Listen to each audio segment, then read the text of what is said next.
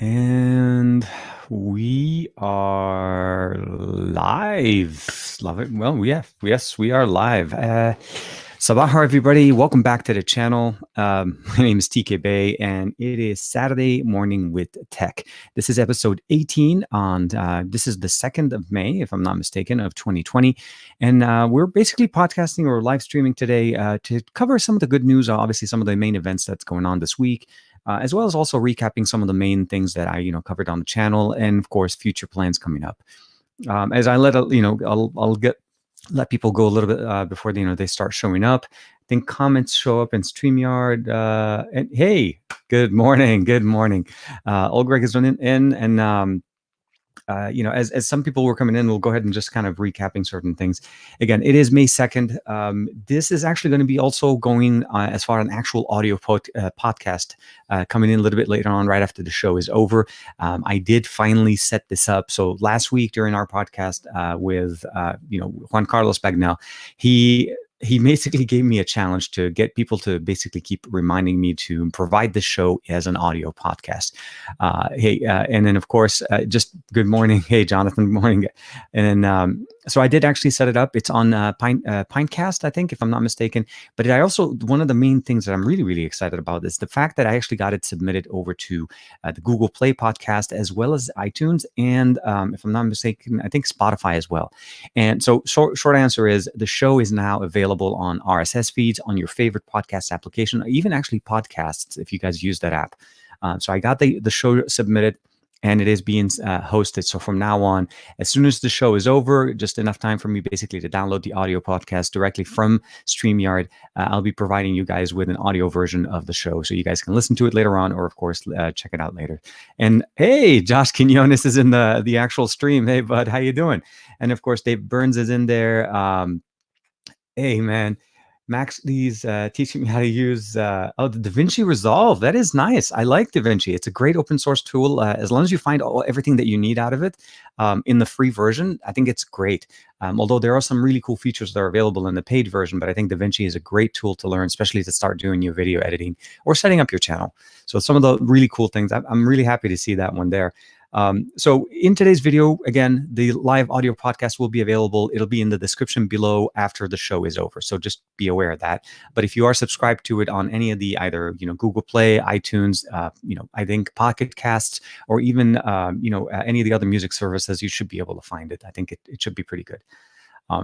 But I'm really excited this week because we had a few things going on. There's a couple of things that I was actually really, really looking forward to. This is ever since like CES 2020. I had the opportunity to check out a few devices from TCL. And if you're not familiar with TCL used to they're known for their TVs. Let's just sort of say that way. They make TVs. They're great. They're those Roku TVs, generally inexpensive, providing you a great bang for the buck. And back at CES, we had the opportunity to see them going in basically as actually their own name brand for smartphones. So we're talking basically this guy. This is the TCL 10L. Now, they did show us a few back at CES. There was the 10L, the 10 Pro, and the 10 5G. Gregory, good morning. Hey, Ireland is in the house. Welcome, man. Welcome. Sabaho. Hey, we have another guy. Yeah, hey. Good morning. Sabaho to everybody. So today we're going to get a chance to talk a little bit about the 10L. This isn't obviously a review. This is just more of an impressions of the device. I've had it for a couple of days, and we actually just got a major update this morning to the actual device. So they pushed out an update this morning. I got it installed, and we'll talk a little bit more about that. But of course, the main thing about the show that I want to talk about is the fact that there is a very good possibility that we will have always on display as an actual feature without rooting or modding our OnePlus devices natively supported within OnePlus phones. And I'm talking about the feature that we used to have back in the day where OnePlus supported always on displays, but then at some point they started purposely removing them out of the actual system. And they're citing basically battery optimizations and of course battery consumption. OnePlus's main motto is speed and long battery life. And one of the things, obviously, that they never wanted to do was essentially give you an experience where something is draining the battery and it's obviously not providing you the best experience. So those are the things that they wanted to kind of talk about that. But on top of that, we're also going to talk about the 15 most requested ideas for their beta program. And we'll talk, of course, also about the paid up program and what that is. So short answer, as far as what we have today, is it's going to be packed with a lot of information. We'll talk a little bit about the 10L, as well as the OnePlus 8 Pro. Speaking of the OnePlus 8 Pro, I'm not sure if you guys got a chance to check that out. I had an opportunity actually this week to do a live stream over on Amazon, and on Amazon's site, I was able to actually share with you guys some really cool things about the the OnePlus 8 Pro. It's actually being sold by OnePlus on Amazon now. So the OnePlus 8 and the 8 Pro are available to either directly through OnePlus's website, or you can purchase these are the unlocked models, by the way, not the carrier versions. So you guys can check those out there. But yeah, no, it's one of those things that you guys can definitely check out if you're interested. If you don't like to buy directly from OnePlus's website, you can definitely check it out there. But let's talk a little bit about the OnePlus. Well, not the OnePlus, the TCL 10L. Hey, George. Good morning. Mobile Geezers in the house. Hey. And you guys probably already saw this. You saw a lot of videos talking about it. Actually, my buddy Josh Quinones is there. As he says right there, let's go ahead and bring up his comment right there. So Josh is saying, I am very impressed with the phone so far, especially for that price. So what he's talking about is the 10L, and the TCL 10L is actually aiming to hit a very sweet spot when it comes to a phone. So this is, for the most part, going to be the budget line version of it. All three devices that they talked to us about in January for the 10L, 10 Pro, or even the 10 5G were intended to be sub 500. We're talking sub $500, even at the 5G model. Oh man. Okay, so I'll double check in just a second with you, Jonathan. And so here, this is the again the 10L. The 10L has basically more of the, I would say, the entry level experience that you're going to expect from them. The unboxing experience is pretty straightforward. It's a 6.53-inch Full HD display, so it's a 1080p panel. It does support HDR. The main sensor here is a 48 megapixel sensor with a 16 megapixel front facing camera. One of the main features here, obviously, is on top of the fact that we have a 4,000 milliamp battery. It's also that it's enabling us to connect up to 4 devices at the same time. So basically 4 headphones at the same time. And of course, here we have the TCL 10L, nothing major on the back of the box. The included accessories are actually pretty cool. So we have a SIM removal tool and basically some instruction manuals here, nothing big. Sorry for the plastic. As you can see, the device is not in the box. We have a charger as well as a USB-C to USB type A. So now no micro USB cables. We're looking at USB-C all the way. Really happy about that, especially at the price point. It's anticipated to be somewhere around the $250. And of course, we have a standard USB, standard US style. The 10L will be coming to the US market as well as the 10 Pro. We haven't heard yet from TCL as to who's going to be carrying it. Historically, with their devices, I think they used to actually have a sub-brand that they used to sell, and those are the Alcatel devices. And what you used to get from them, essentially, devices that are sold on T-Mobile and under that brand. So essentially, their branded devices would be sold there. But TCL is going to be releasing here directly in the U.S. market, although the 5G will not be coming to the U.S. So that's the box. Very good, exciting stuff. So we'll go ahead and put that one on the side. But the actual device, again, very nice. There is a screen protector installed on it. Again, 6.53-inch Full HD. We do have a fingerprint sensor, but if you noticed, it's on the back. An actual fingerprint sensor that you're able to use on the device. Swipe down to open up notifications. And of course, as you can see, the live stream is actually showing up on my notification. And of course, Josh is showing some support right there on Twitter as well. Native dark mode, of course, since this is running Android 10.0, normal gestures, everything looks really nice. The deep flags. And of course, the cameras here are really good. I've installed a few games, trying to go ahead and start checking out some of the gaming prowess there. Got Netflix installed. We have the NTX Vision, which is a very interesting way of providing a much better, more colorful image processing here. And of course, all of the stuff here we're looking at are very, very nice. So we have, I installed Prime Video, of course, Twitter, Instagram, normal stuff. And for Call of Duty, Asphalt 9, and a PUBG right away. And my only and really, really bad obsession, TikTok, and of course, in Discord to stay in touch with friends. The operating system, as I mentioned, is Android 10. Let's go ahead and bring up a few pictures here. Obviously, this is not going to be the best experience, but I want to share with you guys real quick so you can see basically how nice and vivid the colors are on this image. And you notice there's a little button there. That's that NTX option. You see how it actually kind of brightens and enhances the image. Keep in mind, TCL is known for their TVs, so the display on this is going to be really one of the best. Even though it's not a QHD display, at 1080p, we're still getting really good images. And you can see here the colors. This is using the macro lens that they have on the back, a dedicated macro lens. And of course, just looks really good. So let's go ahead and bring it in for you guys right there here. So this is actually the zooming option. A little bit pixelated. Again, this was the macro lens, but let's go ahead and bring up that actual flower. So here it is. So you can see definitely how the actual image looks like. So let's go ahead and turn off the NTX. So you'll notice there's a button right there. I can turn it off. It actually reduces the coloring. This is actually how it normally looks like. And if I turn it on, it just boosts the color. And it's part of the settings that we get there. So you get to see basically the main benefit of this device. I took a couple of pictures, and of course a picture of my cat here. Stretching, of course, just to kind of like, why not see how it actually does with pets. Does support 4K 30 frames per second on the main sensor, and of course 1080p 30 frames per second on the front facing sensor. So we're not going to be disappointed. The processor is a Snapdragon 665, so it's a 6 series type of processor. Again, a budget device. A fingerprint sensor sitting on the back, and of course a quadruple camera setup on the back with dual tone LED flash on both sides. We'll go ahead and swipe back.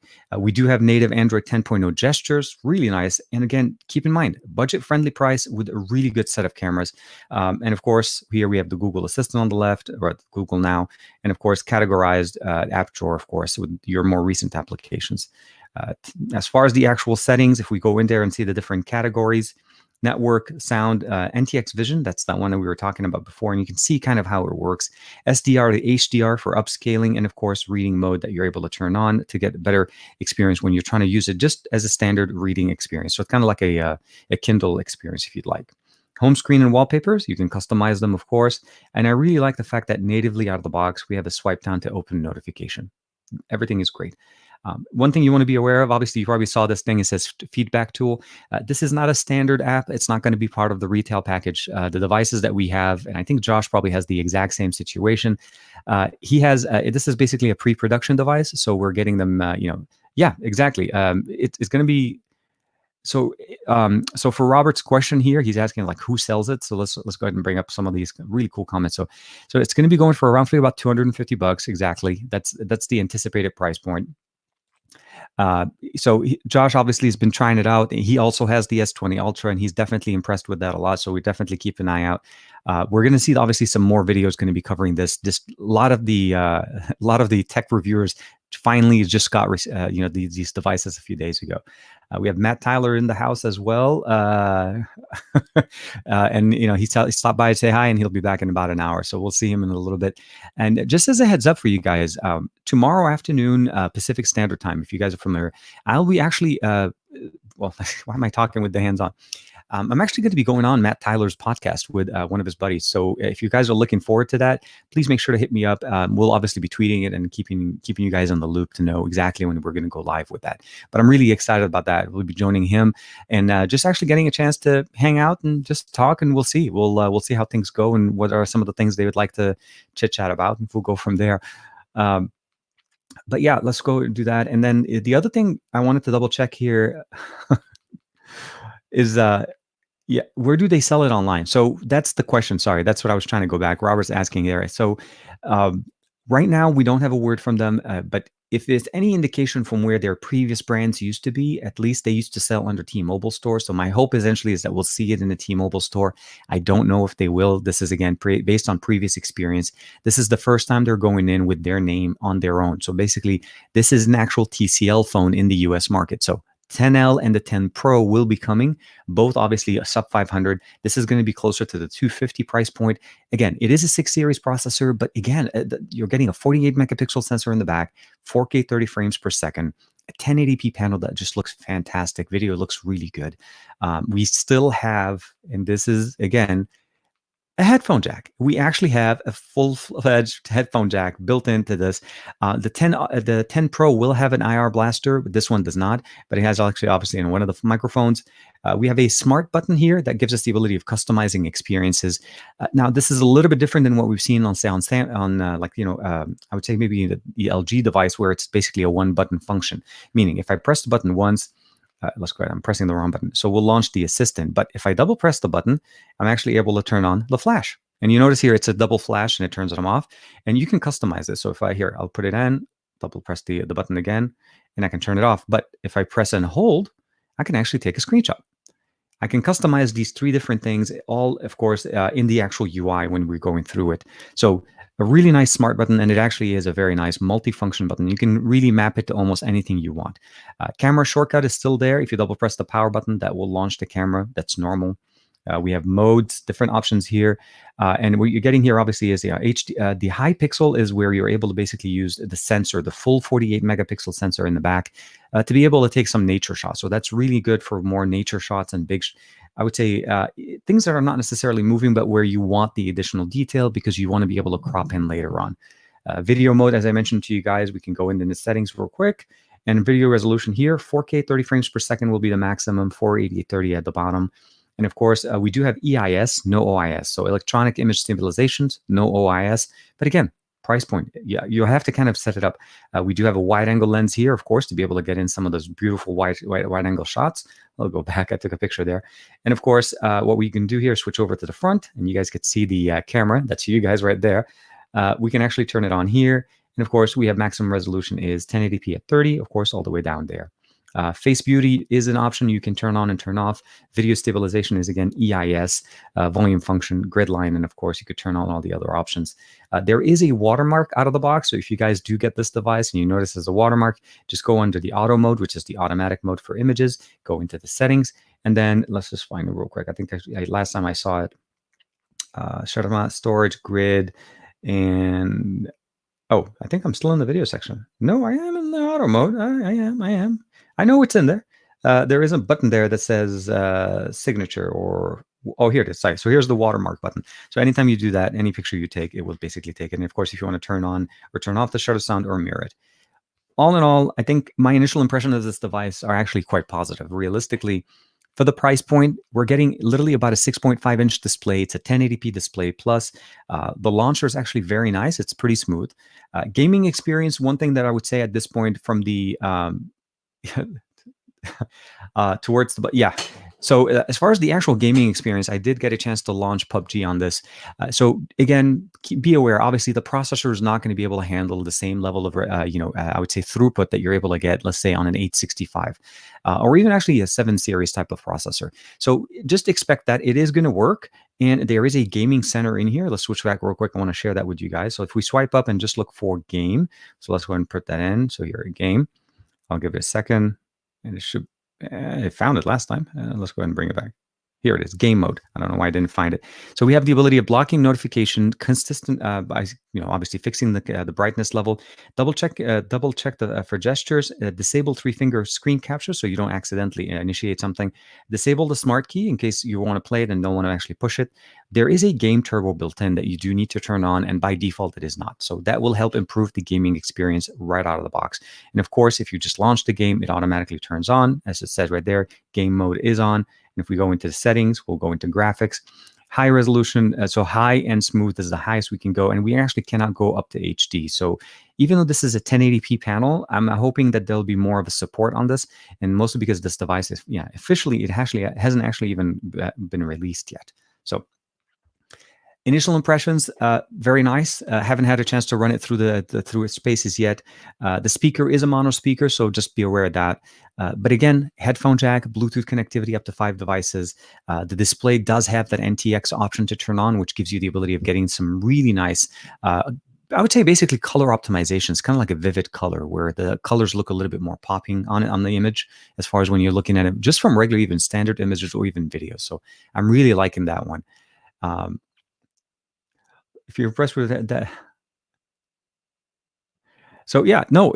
So Mobile Geezer here, George is talking about. Yeah, I think for the price that it's offering us, I think this is a great price for a smartphone that you can actually use. And again, for normal things, 4K 30 frames per second. We have triple cameras, quadruple camera setup on the back, high megapixel sensor in the front. And of course, the display is literally the biggest thing. And we have a 4,000 milliamp battery built into this device. So it's not a small battery by any means. They are using the full size. Fingerprint sensor is really fast and reliable. This is a standard fingerprint sensor. There's no question that those will always work more, sustainably, I would say, or more realistically. There is face unlock. So let's go ahead and just put that in there. Let's unlock it. And it does work quite fast. So that's one of the other things. So face unlock, fingerprint unlock, dark mode. I did receive an update for it this morning. And again, about roughly $250. Hopefully will be in some carriers. It may just be on online retailers. Again, we'll have to find out a little bit more in the middle of May. So we'll see how that one goes. But yeah, no, definitely. I'm really impressed with the way they're able to provide that set of features. It's a budget phone, but it offers us a lot of good things. So hopefully we'll have a video on that in the near future as far as the review for the TCL 10L. There's two L's in it, the TCL 10L. So yeah, and I'm not sure what the L stands for. So I'm not sure there, but let's go ahead and jump over real quick. Josh is basically saying, I see this as more of a budget mid-range phone, performs better than the budget for a budget phone, definitely. Yeah, no, it's priced and it's geared to be that way. I mean, the 6 series of processors for Snapdragon are definitely more than capable of providing you at a day-to-day, basically normal data consumption, everything that you normally want to be able to do on a smartphone. And it will play games. It's not that it's not playable. It just be aware that if you're used to using high resolution, obviously 60 frames per second for PUBG and so on, there are some things that you need to kind of tailor to this experience. So that would be my only thing. Not a bad experience, but definitely a good one.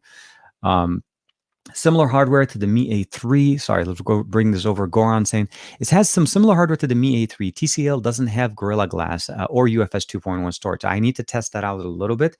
And actually, let's go ahead and do this. Since I technically we can just download that here. I'm gonna put Android Bench. So here, Android Bench. Yeah. So as we're talking about that, I'll let you know exactly which one it is, because I can actually just download Android Bench right now. And here we are. So we'll go ahead and test out the storage for you as we speak. And I'm downloading the Android Bench right now. No mention of the actual UFS store, the type of storage that we have right now. They didn't give us that specific details. So let's go ahead and open it up. So yes, we'll go ahead and confirm, give it access. Android Bench was not built to this yet. So anytime you're running Android Bench on a device that runs Android 10.0, you're going to be getting this. So I would not use this as the full 100%. This is exactly what this is. But I would definitely just use this as a recommendation. So let's go ahead and run the benchmarks. I'll say yes. I'll give it a second to finish. Again, I did install the update that got pushed out this morning. So Josh, if you haven't seen it yet on your smartphone, you should be able to download that and get that running on the phone. USB, I'll have to double check on the USB 3.0. Actually, the spec sheet doesn't actually mention USB 3.0. So let me double check there. Give it a second there. And almost done.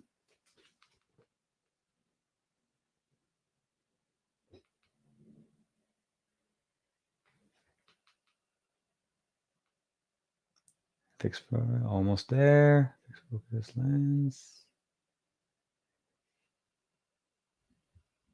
And here we are. I don't need to submit anything. So let's go ahead and look at the actual data itself. So sequential write is 302 to 200, so 239. Yeah, so the storage, obviously, again, mid-range, budget friendly device. This is not going to be running the fastest internal storage, but it should be, again, capable of supporting the 4K 30 that we have, supported with the main sensor that we have in the back. So I wouldn't worry about it as far as overall. Again, I wouldn't necessarily say that, for $250, we would be able to get that type of specification. So we'll have to see it. Oh yeah, good. So Josh got the update as well. So for $250, definitely cannot really complain. And I'm not saying I want to complain about it. It's more about the basically just what to expect. When we think of the device, it's really geared to be in that price point. So it's a great device for, let's say, getting as a first device for somebody. I would probably say it's a good device also for getting it for, let's say, our parents or somebody that needs a phone that carries them on the day-to-day activities, browsing the internet, social media, taking pictures. Those are things that are obviously going to be great. Is it so far impressing me to say that this is better than a Pixel? That's yet to be determined. But as far as the actual functionality, the smart button, I think, is a very good feature. The fingerprint sensor and not having an in-display fingerprint sensor, meaning they didn't opt to give us basically a mixed experience for the fingerprint sensor. They went with a solid performer. The fingerprint sensor, or the actual physical fingerprint sensor, will always work great. And of course, having face unlock, the sound on this is actually pretty good. We can actually play a quick song for you guys. I normally play a song on my videos. I don't know if anybody in the audience actually definitely listened to it. Moto Edge Plus. The Moto Edge Plus, obviously, it's Aditya. Hey, welcome. Aditya Anil is in the stream. Welcome, man. Welcome. Let's go ahead and play NCS Jumbo. So this is going to be just, again, audio quick sample just to kind of show you guys what it sounds like. I'll wait for the actual ad to finish. There's always ads, as you got, and there's 2 ads this time. So let's close this one. And then as soon as this is done, Okay, we're going to pause and we're going to go full volume on media. So let's go ahead and play. So this is NCS. This is called Alex Scrindo Jumbo on an NCS release. Let's go ahead and bring this up here.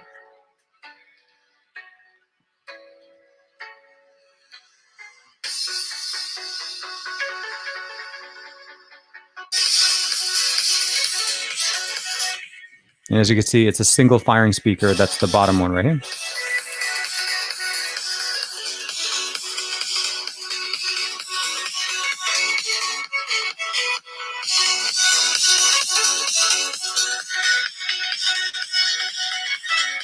Not too bad. I'm not going to say this is it's not a very bassy sound. That definitely sounds a little bit more flat as far as the profile. It should do better with audio as far as, words whenever you're actually using it for speaker, but I wouldn't necessarily say that this sounds as a very bass heavy. No stereo and definitely a decent, it does get loud enough. So as you guys heard, I'm hoping you guys heard it very nicely. It is a little bit tinny. Yeah. It's not, again, single fire speaker, and this is definitely a budget friendly. So again, I would say adjust the expectations to the 250 price point, and I think this definitely will perform much better, of course. And then yeah, here it is. Yeah, no, definitely not bad at all. So hopefully we'll find out a little bit more. My understanding is it's going to be coming out sometime in May. We'll find out more as far as price, as actual final pricing. And of course, if it does end up going to a retail, or if it goes out to basically T-Mobile or carrier, and at that point, that's when we'll probably start seeing some combos and purchasing options, so on. So generally, that's also going to be really cool, because when if you guys remember when LG first came out on T-Mobile, like about a month or so, when it first actually became officially available. They did do a buy one get one free even on the LG V60. So very nice. Let's go ahead and double check here. Yeah, my OnePlus is buzzing with the actual options here. So the other thing actually I do want to share with you guys, and that's going to be coming up a little bit later this week. I did end up picking up the actual the wireless Bullet Z. I don't know if you guys are familiar. Obviously, OnePlus announced and released a few things. So we'll go ahead and put the TCL on the side a little bit. So OnePlus announced and released the wireless Bullet Z. This is basically, I would say, the more budget version of their wireless bullets. It was announced at the same time as the 8 Pro. So here is the 8 Pro. But this is actually supposed to be selling for about $50. So that's going to be something interesting as far as the price point, because their normal bullets wireless are not off the site. You can actually still pick those up for about $100. And these are going to be basically providing us, 10 hours worth of music for basically 10 minutes, up to 20 hours of playtime. So essentially, should be able to charge this up within 20 to 30 minutes.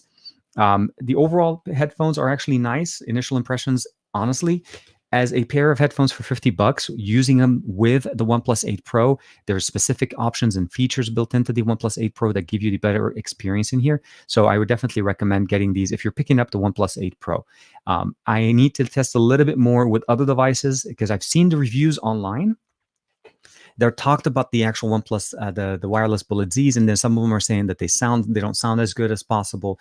But I noticed that some people were testing this out with an iPhone, and obviously testing it out with different devices. So I would say, obviously, headphones are supposed to work with any device that you connect them to. But one thing we obviously have learned over time is that these are intended to work best with a OnePlus device. And again, what I mean by that is if you go into the settings tab, yeah, no, exactly. So Josh picked up a couple of those, these, and they're very nice. So let's go ahead and switch over real quick to the camera. So as you know, OnePlus devices or OnePlus bullets, if you separate them, the audio connects. You'll notice right there's a battery indicator, tells me how much battery I have left here.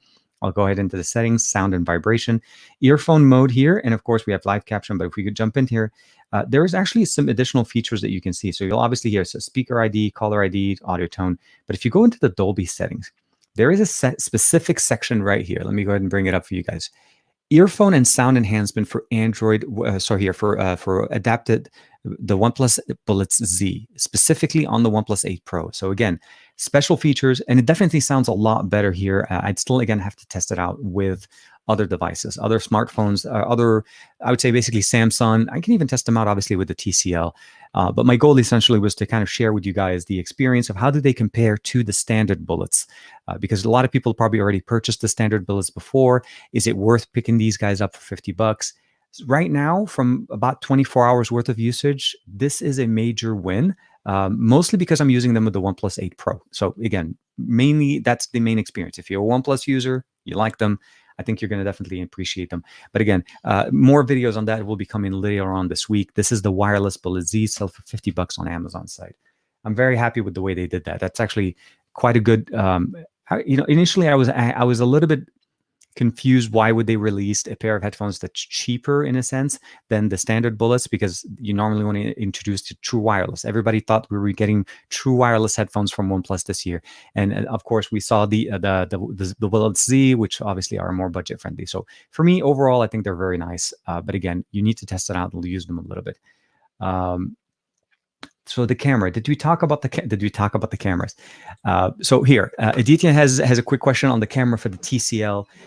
Initially, what we talked about here is that the cameras that we have here, obviously we have a main sensor as a 48 megapixel sensor, and we're able to get some good pictures right now in good lighting. I haven't had a chance to run low light and some of the other options. The features that you get in here is you have the full sensor. You're able to take a full sensor image with the 48 megapixel. You have the wide angle lens. The front facing camera is actually not bad. Let's go ahead and switch over real quick. Got to head out, bro. Okay, so yeah, nice seeing you, Josh. Of course, we'll talk a little bit more. Twitter Jake, hey, good morning, bud. Good morning. So here, Aditya, let's go ahead and switch back in. Face of lock works great. So I did actually record a little bit of PUBG. I was actually playing this morning. So there is a native video recorder, which is also really nice. So you can definitely see how the cameras look really, like the color actually representation is really nice. And they also have NTX vision here. So if I turn it off, you can kind of see here that some of the shadows actually do get to show up. So you can turn it on. And of course, the images look a lot better. I didn't get a chance to take it through its paces. It was very windy yesterday, but I want to share with you guys real quick here. So let's go wide angle. So here, this is just a quick image of the backyard. It was very nice, but it was just definitely very, very windy. Too windy for me to actually take too many pictures. But you can see the detail in here. So look, the grain on the wood, and it looks really nice. Overall, again, for $250, I really can't complain about a device that is literally trying to provide us a good mid-range experience at a budget-friendly, obviously, device. Full fingerprint sensor on the back. So really cool. Let's go ahead and switch over back. But let's talk a little bit more about what I wanted to kind of cover for you guys today. David Burns yeah. So I'm a big PUBG fan. So don't get me wrong. I play PUBG. I play Fortnite, Call of Duty. Those are, first person shooters are definitely one of my games that I love playing, especially fast paced ones. So I definitely want to see how it performs on the 6 series of processors here. This is again the 6 series of processors from Qualcomm. So it's a Snapdragon, not a MediaTek. That's also a different shift, because some of the other devices that TCL in the past have used, they've generally used MediaTek processors. And this time they're going with the Alcatel and with the obviously with the Snapdragon one. And that's one of the other things that they're doing. Their 5G model, which hopefully will be available in Europe, will be featuring the 765 chipset, which will have obviously the 5G technology in there. Hey man, anytime, bud. I'm happy that you're able to join us on this. So I keep hearing that here, let's go jump over real quick. So Harvey's asking a quick question first. Good morning, Harvey. I keep hearing good and bad with the sound. So the sound, it's loud enough for you to be able to use it for audio. I don't think this is a loud enough deep sound. It's a mono speaker on the bottom right. Let's go ahead and switch back real quick here. So this is the bottom firing speaker. This one is just a mirrored for symmetry kind of a look. And I think this is basically one of the other microphones, the camera microphones. USB-C here. The headphone jack is on the top. We do have a headphone jack, but the sound wasn't very bassy. It does sound loud and you are able to enjoy that, but it did end up being a little bit tinny. And let's go ahead and do it one more time. Sorry if you had it, if you didn't catch it. So I'm playing a bassy song. This is called Jumbo by Alex Scrindo.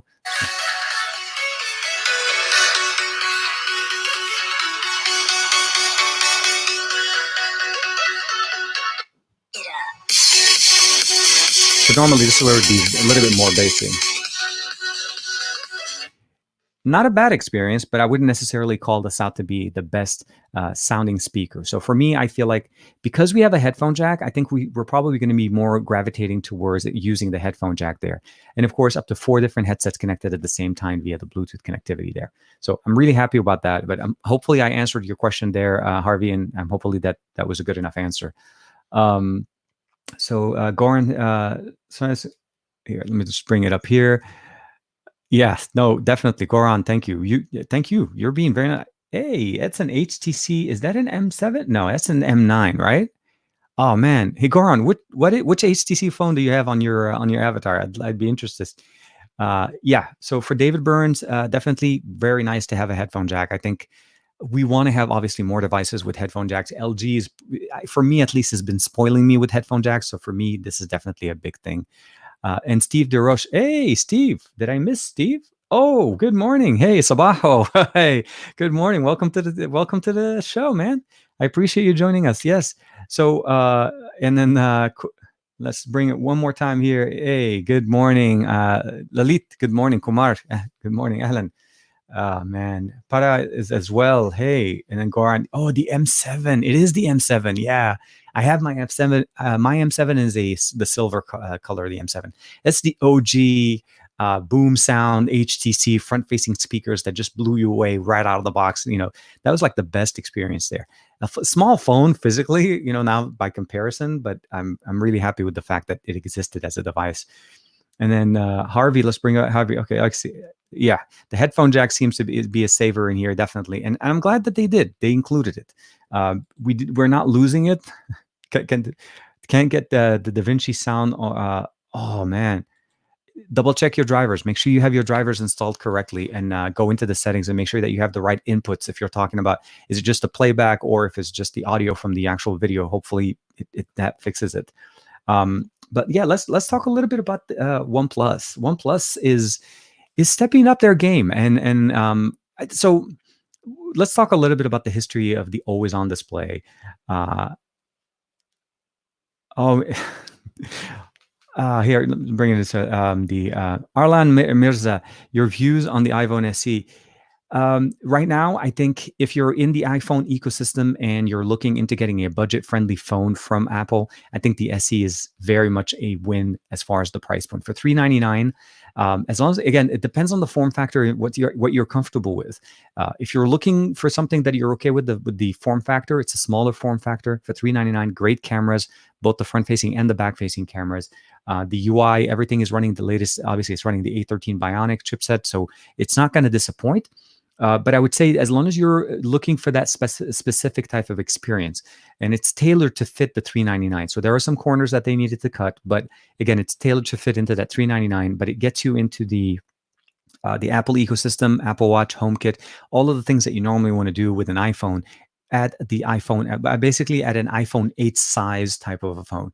And there are obviously some really nice optimizations. IP67 in there. We also have wireless charging, and definitely very nice. I'm really happy with what they did. I think they offer us a very good I think experience for that $399. So if you're looking for it and you like it, I think it's definitely a really, really nice device to check out.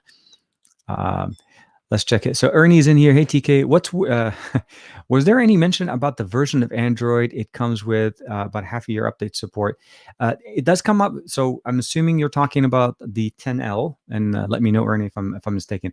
It does come out with Android 10.0 native gesture support as well as dark mode. Haven't heard officially if they're going to be supporting it for just a half a year. I think it's one. I think the standard is supposed to be 2 years as far as operating system updates, and overall, most manufacturers will go to 3 years with security patch updates. But I'll reach out to TCL to make sure to get that at least with the final release overall. As far as the specifically to the 10L, again, it's a $250 version as far as the actual device, so budget friendly. My hope is at least we'll be able to see Android 11 on this, obviously, since it's running Android 10 out of the box, but I don't know 100% to be able to answer that. But if I do find that out, hit me up on Twitter, and I'll try to give that answer for you, hopefully very soon. Yeah, exactly. Yeah, he kind of jumped at right by that there. So let's talk a little bit about OnePlus. So OnePlus and so there's a few things that OnePlus has had over years that have always kind of been, I would say, the fan favorite that we never got, but we always wanted. And what we're talking about, obviously, is we've always wanted wireless charging. We've always seen OnePlus devices. They've had the I would say they've had the space for it, not necessarily the technology wasn't really ready in their words.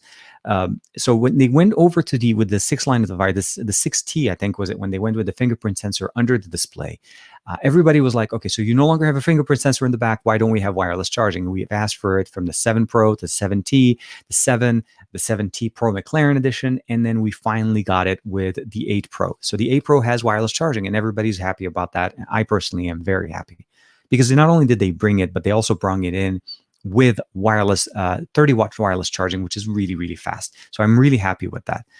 The other thing that we obviously saw there is that they wanted, or we've always wanted, an always-on display. Historically, OnePlus used to include always-on display as a standard. It's part of Android. It's not something that they needed to develop. Android normally has an always-on function. Obviously you see many other devices. Xiaomi phones have it. Huawei has it.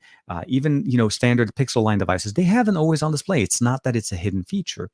But OnePlus has always basically removed it, citing battery optimizations and battery consumption. So one of the things that we saw that came out a couple of days ago, which is definitely very nice. So Pars has that question, and I'll come and ask. So I'm going to answer that question for you as far as the display issues. I personally haven't seen that, but we're obviously going to talk a little bit more about some of the concerns that people are talking about the 8 Pro in a second. So I'm not ignoring you. I just want to finish up with the statement. Some of the things that we just saw a day or so ago, let's go ahead and bring that up here, is that essentially OnePlus put out a request saying they wanted to hear what the OnePlus community is very strong. And what they wanted to see from people is, what is it that they wanted to get on the device? What is it that you're trying to see? What features do you want to see in the beta program? And if you're not familiar with it, OnePlus runs a very good, successful beta program on most of their devices. And what essentially it's doing, it's providing you sneak peeks, early hands-on with new features that are going to be coming to the stable line. What we run out of the box is the stable version of Android, and you're able to sign up and install and download and install the beta version of the OnePlus software for Oxygen OS, and just basically keep going on that cycle. Now, that means generally we'll have a little bit of issues, but at the end of the day, when they're stable enough, they become available on the stable channel. So what I want to do here, let's see, share screen. Yeah, I want to share my screen, and I want to share the second screen here. So let's go ahead and share that. Hey, it does work. I'm learning new tricks every day. So let's go ahead and look a little bit more about on this one. So let's go ahead and do this guy. So first thing you'll notice, obviously, there was the top 15 beta ideas of what they wanted in there. I can tell you right now that the most requested feature has been the always-on display. In the past, we've had to root for it, but now we don't need to anymore. But some of the other options that we've seen here, and at least OnePlus is definitely acknowledging them, is using edge notification for lighting. So basically using the light on the edge of the device to give us notification, as opposed to using an always-on display. So that's one of the other options. OnePlus DeX. And what they're talking about here, obviously, is this is not necessarily DeX in the sense of obviously Samsung software. They're talking about specifically having a better UI for Android 10 or Android 11 desktop mode. The current version right now, which is surprisingly for me, at least with the OnePlus 8 Pro, actually works pretty well. I did that with my my live stream a couple of days ago. You're able to actually launch it. You just need to force it in developer options, and you're able to go in there. But they're obviously asking to get it a little bit better. I would say better packaged. So as opposed to having to buy a separate launcher to get it to kind of work, there are other options you can turn on. But again, I mean, LG was able to do it right out of the box in their device, so there's no reason why I feel like OnePlus can't focus on that. But one of the other things that they did, let's go ahead and switch back over here. They want to have native call recording. Again, they're basically requesting a lot of things that we normally needed root for, and I really appreciate the fact that people are voicing their opinions. So let's go and double check. Venue April, beautiful. Yeah, Harvey's. I appreciate it, man. And the other thing, obviously, here is the ability of actually having to use Google Apps instead of custom ones. And this has been kind of a debate depending on who you talk to. Obviously, a lot of devices and a lot of OEMs these days. Let's go ahead and bring back here. Let's go ahead and bring here. So when we talk about OEMs, there's been always a debate talking about why do we have duplicate applications? And this happens quite often. Like you'll have a device that gets released, then they'll have a gallery app, and then there's the Google Photos application. They'll have their own video player, and of course other functionalities working there. And generally, what ends up happening is you're having multiple apps for same functions. And what people are asking here is they want to be able to have the option when they're installing, when you're first setting up your device, and you get basically a question or basically a part of the UI says, do you want to use Google apps or do you want to use OnePlus apps? So at that point, that you don't have to worry about using, OnePlus's Oxygen OS file manager, or you want to use Google Files as opposed to just using one over the other. But it is one of those things that you want to keep in mind. So let me see, solid new features. Yeah, dude. So Steve's talking about, some of these things that we're looking in are very, very, in my opinion, I think things that we've wanted for quite some time. And if we switch over real quick here, so I'll hide that. You'll notice that right about like number 6, API support for Gcam. They want to have Gcam support natively, as opposed to having to basically get a modified version of the Gcam application to run on OnePlus devices. And if you're familiar with OnePlus, as far as the historically what people have done, whenever a OnePlus device comes out, they generally first and foremost start looking for Gcam mods, because they obviously get in better performance from the camera from Gcam historically than what you normally get with the standard app.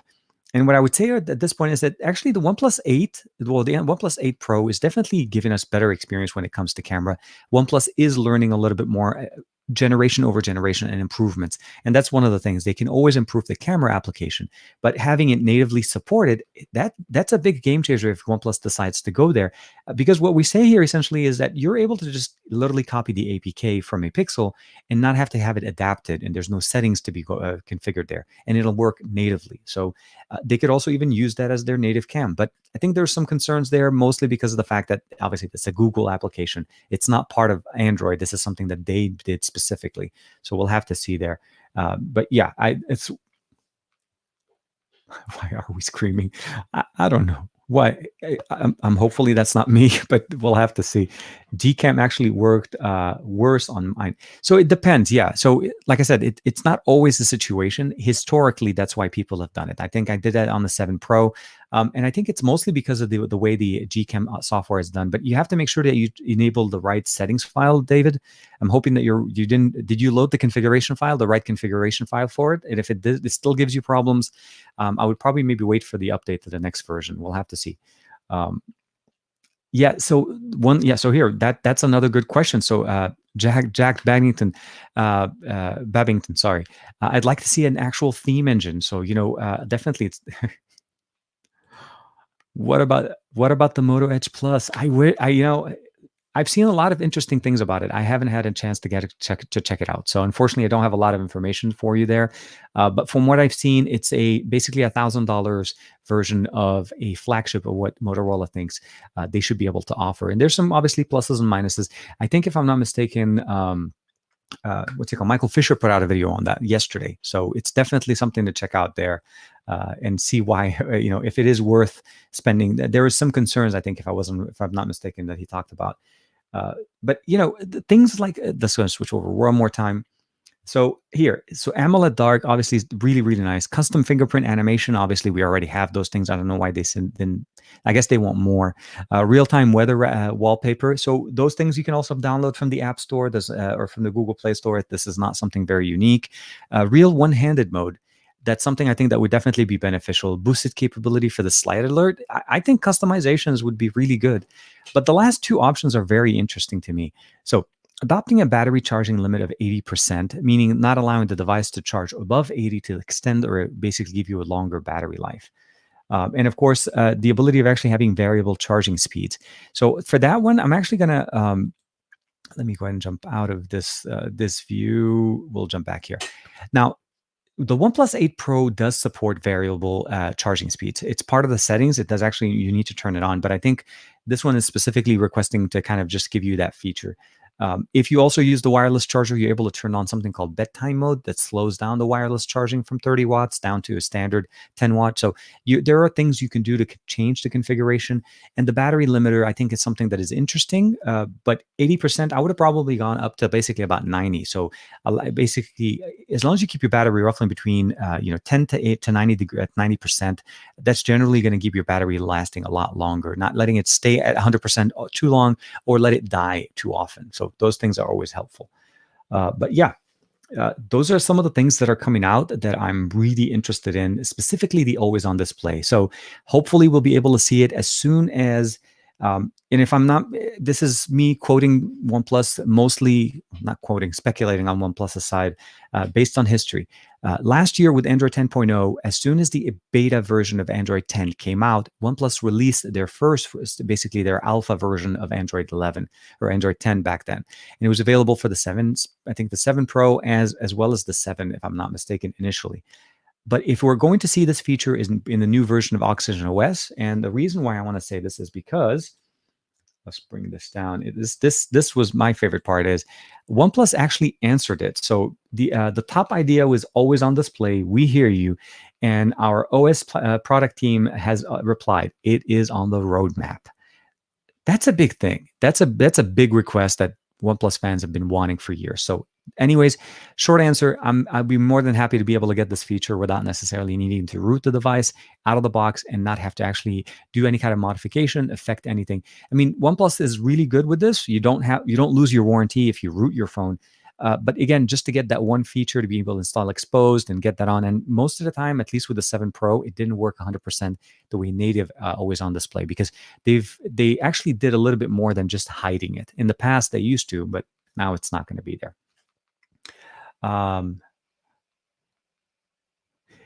Oh, the OnePlus Z, or AKA the OnePlus Lite. The rumors obviously are very intriguing, at least from what we're hearing. Essentially, it is. That's what it's going to be. It's going to be a OnePlus 8 Lite. It's a more budget-friendly version, and I say that because, as you guys probably already know, the OnePlus. Let's not start dropping phones. Too many phones. The OnePlus 8 came out at $699. So as you know, the OnePlus line of devices are going up every year. And I think that's what they're trying to answer with the OnePlus X. The OnePlus X, the last time we saw, was a very unique device that came out. It had mixed reviews. Not everybody was very happy with the way the experience was done because it was a smaller form factor. So the short answer is, I think overall, the OnePlus Z is going to be a very interesting device to come out. It is rumored to come out next month. Whoa, wait. We're in May. Okay, so days are blending in. Keep that in mind with me. Sorry. But yeah, so the OnePlus 8 is intended to, obviously, it just came out. It's starting to be available for the 8 and the 8 Pro as of the 29th of April, are available on all carriers as well as the website and Amazon. The OnePlus 8 Lite, or AKA the OnePlus X, was supposed to be rumored to come out this month. So I'm hoping we'll find out within the next few weeks if in fact this is going to be an actual device that comes out. More than likely, it'll be more of a mid-range processor, 7 series, and obviously giving us the experience of that price point. So lower price than the standard, and of course, giving us the OnePlus experience, speed. I'm not 100% sure if this is going to be something where we're going to basically have it, competing more like the OnePlus 7 from last year, because you kind of think about, if it's maybe running an 855, it'll be cheaper than running the 7 series. And I think they're probably going to go with the 7 series, and hopefully they'll give us 5G as well. So that's some of the things that I'm hoping to see there. So Parsa is saying is I have a gut feeling that it's coming to the US. I think OnePlus changed their business model this year. Last year they did the whole segmentation where they gave us versions of the device, and they changed it. They gave us the 7 Pro at the beginning of the year, and then they gave us the 7T later, and then of course gave T-Mobile the 7T Pro McLaren edition, the best of the best. But I think this year we saw that 8 and the 8 Pro come out. I feel like the X will be coming out as well. Is it going to be available on all carriers? That's also another thing that keep in mind, that only the 8 is available on carriers in the US. The 8 Pro isn't. Although you are able to buy the 8 Pro, let's say Amazon or OnePlus's site, and use the, you can use it, the 8 Pro. Sorry, this was the 8. The 8 Pro on T-Mobile, get voice over LTE, get Wi-Fi calling, and of course get 5G support with the Sub-6 technology. So it's going to work right out of the box. I did hear some people having some concerns with using the Pro, the unlocked Pro on Verizon, but that was a mixed bag. Somebody said that it worked. Somebody said that we're having some problems. At the end of the day, it was something to do with the IMEI not registering on Verizon's network, but they could have fixed that problem by now. So hopefully we'll see how that goes. Let me go ahead and bring down some more Snapdragon. Yes. We'll have to see. The original Z didn't come to the US, so you're right. Yeah, it wasn't actually a US bound product, but it did make its round to some of the US reviewers. So Steve's pointing out that it may not be into the US, but it depends. It depends on what we're seeing here. So let's bring up one more time. Okay, so Harvey, ab- absolutely. The McLaren edition is way more. So, yeah, no. Hard to say no to. So, with the exception of the fact that you're not getting the 120 hertz display, you're still getting the Warp Charge 30T. You're getting the 855 plus. You're getting 12 gigs of RAM, 256 gigs of internal storage. A kick-ass design that is mirrored by nobody. No other device. It comes out with McLaren type styles, like with the orange. I think what's it called, the papaya color. Really, really nice. I really missed that device. I have the OnePlus 6T McLaren edition, the 7T Pro McLaren edition, because it was a carrier version. I wasn't able to get that as a review unit. Unfortunately, I wasn't able to get. I'm hoping to at some point work with T-Mobile on those things. But yeah, if you're thinking of picking up one of those, I hands down yes. It's specced out for 2019, and it still carries you through 2020 for at least another year. And you know it's going to be receiving Android 11 as soon as it's available. It may not be right at the same time. Maybe the Pro will get it first, the 8 Pro and the 8, but definitely right after that. So if you're thinking of the 7T Pro, the 7T Pro McLaren edition on T-Mobile, very nice. I would say keep one thing in mind. It's not a dual SIM smartphone. It's a single SIM because it's a carrier version of it. If you have access to be able to pick up the standard version of the 7T Pro McLaren edition, then I think that one will be also very nice. That way, at least you'll have the dual SIM functionality there. So Ernie's asking is like, why is the Verizon version of the S8 such a tedious process? Um, the experience that we're seeing right now, at least with Verizon, because the not all of the smartphones are not all of the eights are meant or built the same. And what I mean by that is they all support 5G, but the AT&T and T-Mobile are supporting sub-6, and the Verizon version is supporting the millimeter wave. So there is a little bit of a difference there, as well as they also gave them certain color specifications there. So the Verizon one has, I think there's a couple of colors that are not available, but the Aurora Glow, I think if I'm not mistaken, that's the T-Mobile version, has that as well. So there's been a little bit there, but I think it's a big movement into what's going on. The other thing I think that you're probably referring to is the fact that the Verizon version is the only one that did actually change the design. And what we're talking about here, let's switch over to this one. So most smartphones or most OnePlus devices, so this one has the OnePlus. You'll see it right there. It just has the word OnePlus. This is the 8. So I'm going to take it out of the case. And this has the same thing. It's just a little bit of print here. So it's OnePlus. And the Verizon version of this actually has the Verizon 5G logo here as opposed to the 8, the OnePlus word. I think that's what you're talking about, Ernie. Hopefully, let me know, of course, if I missed that. I think, look, overall, over the years, we've had T-Mobile support, we have AT&T support. T-Mobile obviously carries it in the store. I think Verizon's always been a big thing. There's been a big request for Verizon users to be able to use OnePlus devices natively and support the fastest technology. I think getting through the door, obviously, I feel like OnePlus needed to make that little bit of a bargaining trade right there to get there and get the certification to be on Verizon. And I think if anything else, they're looking at it from a business standpoint. Once we put a case on it, though, realistically, none the wiser. Nobody really sees it. And I do recommend you checking out the sandstone case, the cyan one. It's definitely really, really nice. I really like that color. Um, the Oppo Find X2 Pro, good to buy. So if you're even in the faintest sense impressed with the way the OnePlus 8 Pro looks, the Oppo Find X2 Pro is going to definitely impress. Keep in mind a lot of heritage from the Find X2 Pro. They learned a lot. So the QHD with 120 hertz refresh rate that came from here. Although what I would probably say is if you are a fan of Oppo and the way Oppo processes images, I feel like you may be able to get a little bit better experience there. So just kind of get that. And obviously they've been doing a lot of updates on that. So the Find X2 Pro does actually charge a little bit faster because of the type of technology that they use with the batteries. So there's differences there. OnePlus uses one battery, Oppo uses two batteries to charge it faster. So those some things in there to keep in mind. Let's go ahead and bring it over. Sweet. I'm actually thinking about ordering it through T-Mobile. I think it's a great deal, and definitely for me, using it on T-Mobile, the 5G was really, really good. The one thing I would say is just again, like I said, if you're comfortable with it, you can check it out, and they have it. They're also, I would definitely check it through Swappa. Unless you're financing it, check Swappa. You may be able to get a better deal there. Not that they're a sponsor or anything of the channel, but I personally buy and sell phones there. And Swap has always been doing great for me. But again, yeah, definitely, Harvey. I hope you check it out and enjoy it. Um, Aditya Neil, yeah, the 7T Pro McLaren edition. Try throwing OnePlus. Oh, the OnePlus 7T Pro McLaren edition. Yeah, it's almost as bad as the LG's the LG V Thinky the LG V60 ThinQ. I think we need somebody somebody needs to talk to the marketing names and we need to just shrink them. I personally, again, I'm happy that they exist. I'm happy to see LG back in the game with a very strong contender. The V60, absolutely a beast. Um, on the 8 Pro, I'm getting about 6 hours. The maximum I was able to get about 6 hours of screen on time. So this is from Open. What's the battery life on the OnePlus 8 Pro? Actually, it's not bad. And one thing I would probably say, I want to supplement that by saying is, on the daily, when I do actually, a normal day-to-day usage with the 8 Pro, and again, I'm using this on on T-Mobile with 5G. Is that sometimes when I'm in the car and I'm using like Android Auto, it actually does charge the device, but it's not enough for it to basically charge it all the way.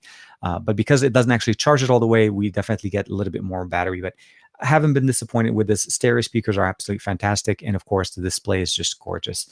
And I do. Do you think 5G? Yes. The OnePlus 7T, sorry, the OnePlus 7T Pro McLaren Edition 5G, because T-Mobile threw in the 5G in there. That's right. That's right. Yeah, because that was one of the few devices in 2019 that supported the X55 modem. So what OnePlus did with the 7T Pro McLaren Edition 5G, again, long name, is that they actually included the X55 modem, which roughly or coincidentally is the same modem that we have here. And what they did essentially there is gave you 5G, which is sub-6 support on T-Mobile. So yes, David, you caught me with that one, man. You caught me. Um, let's go a little bit more. Let's see. Okay, so David Burns, just saying yeah, just exactly. So here, let's see real quick. I'm using the OnePlus 7 Pro, dude. Absolutely, 8256. It's a boss of a device. Surprisingly, I did a live stream on that one last week over on my Amazon live streaming thing, talking about how realistically, I mean, yeah, 2019 phones aren't. And I really want people to obviously appreciate the tech that we have. There is really no reason to jump at the basically if you just purchased the device a year ago and it's doing the job for you. The 7 Pro, the 7T are very powerful devices. The 7 Pro had fast storage and a lot of RAM. I mean, 8 gigs of RAM is not a small amount. And of course, the 256 gig internal storage, UFS 3.0, very fast, great cameras, and updates basically keep coming through. So I feel like if you're happy with it, you should be able to carry this for quite some time. It will get Android 11, and it's still getting updates, as well as a beta channel for some really cool new features if you'd like to check that out. So definitely very happy about that. So let's double check here. My OnePlus 7T Pro isn't a 5G in the UK. So that's the difference here. OnePlus in 2019 did not release any 5G other than the McLaren 5G in the US on T-Mobile. And I think that was in conjunction for T-Mobile, mostly because I think at the time they weren't ready to put in 5G with everybody and they kind of tested it. The year before, they did the same thing with the OnePlus 6T. And that's when they first introduced the 6T. I think there's a Warp Charge 30T with that. So they tested it out and saw how things worked. I think in the US, we had 5G, and I don't think it's the same sub-6 support for European 5G. So depending on your provider. So honestly, the way 5G is working right now in the US, it's getting better time over time. I'm able to basically say with the way T-Mobile's 5G currently is supported, you're getting neck and neck speeds with what 4G LTE, so you're not missing out much. I think is once we start seeing some of the mid-band, which is what Sprint is bringing over to the table, that's probably something that you'll appreciate a little bit more, because Sprint was running more of the mid-band of the sub-6, where T-Mobile was running more on the low. So Sprint was giving you like 400 to 500 megabits down, where T-Mobile was maxing around 200. And of course, the millimeter wave would be something else. So I'm not worried about it. I wouldn't sweat it, honestly. I think you still got the same type of experience as what most people were getting with the 7T Pro. I don't want to say the whole name, guys. It's too long. So Goran is asking here, the ROG Phone 2. Oh man, one of my favorites. Still use it to today. It's actually my gaming phone now. I got the Chinese, the 10-cent edition one. And honestly, absolutely fantastic hardware. I have a couple of other gaming phones. Obviously, you guys have, there's the Red Magic 5G, and then of course we have the I think the Black Shark 3 as well. So great gaming phones, but it had one of the first 120 hertz displays on a 1080p panel, and it was obviously released in 2019. One of my favorites. I love it. Um, Looking forward to the stream. Oh yeah, definitely. So hashtag TTR, appreciate it, Matt. I'm actually looking forward to hanging out with you guys. I checked out the other stream that you guys did with Juan Carlos and Fat Produce, of course. So I'm really I'm interested to see how it's going to go. Hopefully it'll be great, and we'll be able to get a lot of people to join us and hang out and ask as many questions as they'd like, of course. Oh, Mike, hey, welcome, man. Hold on, did I catch the wrong one? Yes. Hey, Mike, and welcome back, man. And so, what is the best replacement for? Oh, here's. So let's go ahead and open it up. Oops, did I put in it? Here. So, what is the best replacement for a OnePlus 8? So I'm not sure maybe what you mean with a replacement. Are you thinking, what does it compare to in the market right now? So the OnePlus 8, it really, from the sense of its design, right? We're getting a 1080p 90 hertz display. So I feel like it's kind of closer to what we're getting, let's say, with the Black Shark 3 from a gaming experience. You're getting roughly LPDDR5 with the RAM. And of course, you're getting fast UFS 3.0 storage. And you're also getting a 90 hertz 1080p panel. So you're getting that same experience with the Black Shark 3, where the Black Shark 3 Pro has the QHD refresh rate there. So I think it's definitely a good gaming phone from just the aesthetics. It did lose so one thing that I don't think a lot of people are mentioning is the OnePlus 8 has a curved display. It's not a flat display the way the 7T was. So if you're a fan of the flat display and you don't fancy obviously the curvature on the edge and false touch it sometime, I think the OnePlus 8 obviously is pretty much a smaller version of what the OnePlus 8 Pro is. So as far as the actual replacement or options in the market, I feel like the price point I don't know if you also noticed that the price point for the OnePlus line of devices in India or in the Asian market is different than in the US. It's actually a little bit less expensive. So I feel like if you're picking up the 8, or if you want to pick up the 8 Pro, the 8 Pro may give you a little bit better experience, especially with even the base model for $899 in the US. And I feel like it's $659, or I think it was like $750 in India. That's going to be definitely very, very good. 120 hertz refresh rate with UFS, UFS 3.0 and LPDDR5. No question about that. And let's see here. What else do we have here? I'll just jump over.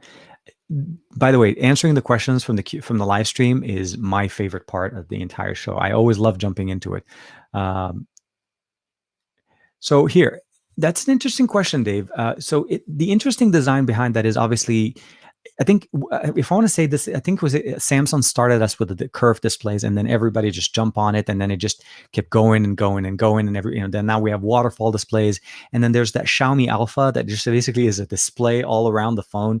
So for me, it's something that I feel like if they're going to release it, give us options, give us the ability of picking one over the other. The 7 and the 7T both had a flat display. The 8 now left that department. So maybe the OnePlus 8, or it's not the 8 Lite, the OnePlus X will have that. So we'll have to see some of the things that we want for them. It has its benefits as far as making the display look like it doesn't have an actual, there's no bezels on the side. But the reality of the matter, at the end of the day, you're right. It's a personal preference. Some people prefer it and some people don't. And we need to have those options. I think that's the best way to look at it. So Jack, Ed, and Babington. So I think what you're referring to is, I think it was called the launch day bundle. And in the US, and I'm not sure again why, OnePlus decided that at the launch day bundle, like when it first announced the actual device, they had I think that feature was available for a couple of days, where they included the wireless charger for free. And that's like a $70 extra for free with the actual OnePlus 8 Pro pre-order. The UK did not have that, but it's no longer available. That option is not available anymore. So if you buy the OnePlus 8 Pro in the US, you don't get that for free. I think it's, if you're big on using wireless chargers, if you like the convenience that wireless offers you, if you have a device that does it, and you're jumping into a OnePlus 8 Pro, I would recommend you getting it. It's fast, and you are able to basically use it as a nightstand, as an actual setup for the desk. I mean, I'm actually using it right now but unfortunately the cable is not long enough. I'm using it right now to actually just whenever I'm not using the phone and I'm on the computer as I'm setting up my hair, and I like to use it. So it works really nice. I really like it. But I wish it was also available everywhere where everybody was able to get it for free. Let's bring him here. So will you be making a video on how to install Google Play services on the latest Huawei devices? I haven't done a video for this. So this is from Chemi Torres, one of my buddies from the Huawei Honor groups. And so I was thinking about making a video about this, but the reality is for me on the P40 Pro, so I've been checking out the P40 Pro directly. I actually haven't installed Google Play services and I've been using it without, mostly because I want to kind of ramp up for my review. The review is intended to basically cover using a Huawei device without Google Play services. Now, I did install Aurora F-Droid and the Aurora App Store, so I'm still able to get all my applications installed, updated. So I'm found other alternatives to the Google Play Store for that phone. But I feel like installing GMS and getting it to run perfectly, I can definitely link somebody to a specific video, but I just don't feel like if you're thinking of getting a Huawei device in 2020, I think at this point we're all expecting not to have Google Play services, and unless you're comfortable with that, I don't think people are going to spend the money for it. So it's something that people know, and they're going to be able to make that decision before they jump into it. Actually, before I go too far, hold on, right there. I don't know if you guys could see that, but that's my 6T McLaren Pro, so the OnePlus 6T McLaren Edition box. I kept that one. Absolutely. So salute to speed. Always there and always in my screen. So here, okay, let's talk right there with Gurtek Singh. So hopefully I'm saying that correctly. Are you having any problems with the green screen problem on the OnePlus 8 Pro or the black the black color issue in there? Right now, I actually don't have any problems, and I did double check it, and I tested it out with and without DC dimming on. The problem that I think some people are experiencing, at least the way OnePlus is addressing it, is they're saying that you should be able to fix that as a software update, mostly because there is that temporary fix, which is if you're having the problem, turn on or turn off DC dimming, and that's a setting directly within the actual system where it actually configures the, it's actually at the processor level, actually at the circuit level to be able to control the dimming level of the display. For me, I haven't seen it. Let's go ahead and turn it on real quick for you guys. So let's go ahead and unlock. So no green banding, no, actually, so now I need to find something. Let's go and turn off dark mode. So let's go ahead and go back here, go to display. Actually, no, it's not on display, on the customization, and we're going to change the theme back to illuminating a light. So we'll give it a second. So you can see here, it's obviously very big, very white. The color, I am running 120 hertz. So let's go ahead and bring that here. We'll jump over on this side, display, advanced, QHD, 120 hertz. And you could definitely just see that the color looks really nice. There's no green tint. There's no issue. But for me, most of the time, I'm running it in dark mode anyway. So that wouldn't have been something that jumps at me all the time. What I think the hope is that since it's a very limited quantity, not everybody's experiencing it. Sorry, as I'm talking to you guys, I'm switching back to my dark mode. Overall, I think OnePlus should be able to fix it. And if it is basically just a tuning of how the dimming is done on the actual device, hopefully this is something that we can get it fixed. I haven't seen it. I haven't noticed it. And I watched videos, played games. I listened to my podcasts. And I think I mentioned to it maybe before you joined us, is that, listening to music here with the Bullets Wireless Z. A lot of different things going on. So I feel like it's definitely a very unique situation. But again, nothing that we haven't seen in the past. Displays, some manufacturers will have panels. It may just be a bad batch of panels that they had. According to the price, do you think the OnePlus 8 is... So let's see here. So here, so this is for Sachin. According to its price, do you think the OnePlus 8 is giving... Is it giving a good camera? The OnePlus 8, literally, I think if you've used the OnePlus line of device before, so if you've used the OnePlus 7T, I feel like the OnePlus 8 has done something a little bit different. They went with the macro lens as opposed to going with the telephoto lens. Yeah, I mean, I think, again, we've seen the sensor before with OnePlus devices. It's not a bad sensor. And I think it all comes down to image processing and the way they're using their camera applications. So definitely. The only thing that you're missing there is that it doesn't actually have a true telephoto lens. It's using a macro lens, and the telephoto option that you get in the camera application is literally a digital crop.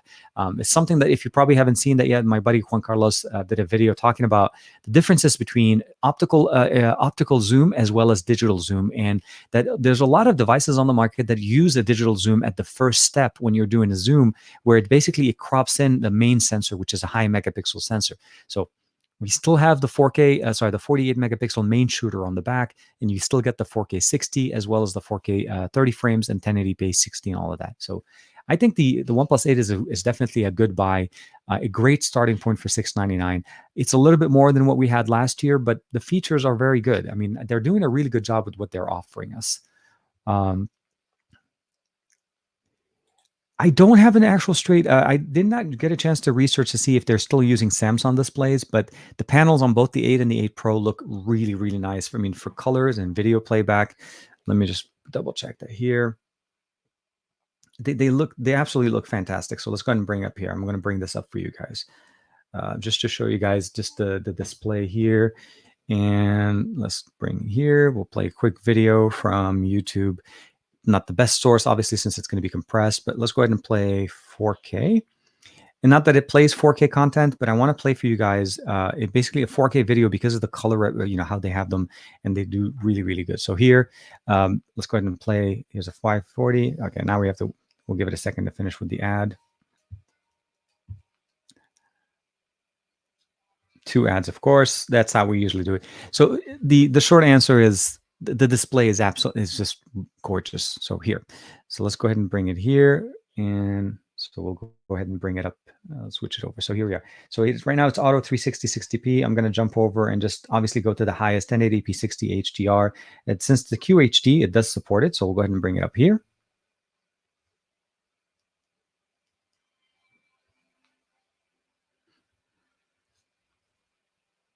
Let's bring it a little bit over. I want to be a little bit more colorful as opposed to just white skies. It's not as clear. So I'll give it a second there. So here.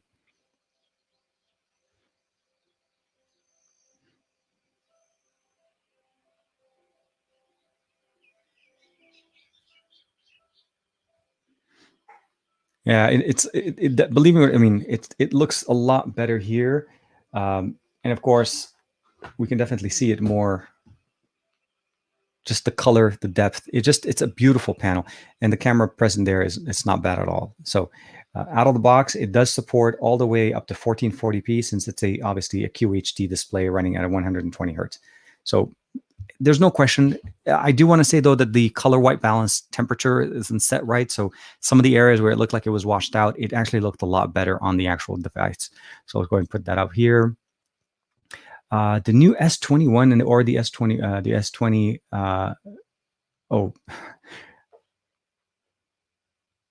Okay, so here let's look at this one. So this was from Goran. News on the Galaxy S21 or the S20 will come with the Chinese BOE OLED.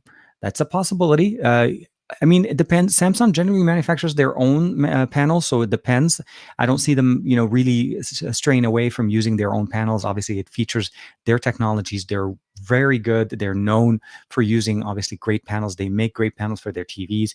This is kind of like why I'm so excited about the TCL. TCL is known for their TV panels. They're known for their displays. So when we see the NTXT option here to be able to get that punchy, really good colors on the phone, I feel like this is something that we need to appreciate, that even at $250, they're giving us some of the best technologies for a display, for content consumption, because a lot of people watch and use their smartphones to watch this. A good number probably of you guys are on smartphones watching this. I'm sure some of them are on laptops, but again, those are the things that you want to keep in mind, that TCL is trying to bring that in. So my hope is that they do end up keeping basically their panels. They're gorgeous panels, especially on the S line, since those are some of their main sellers.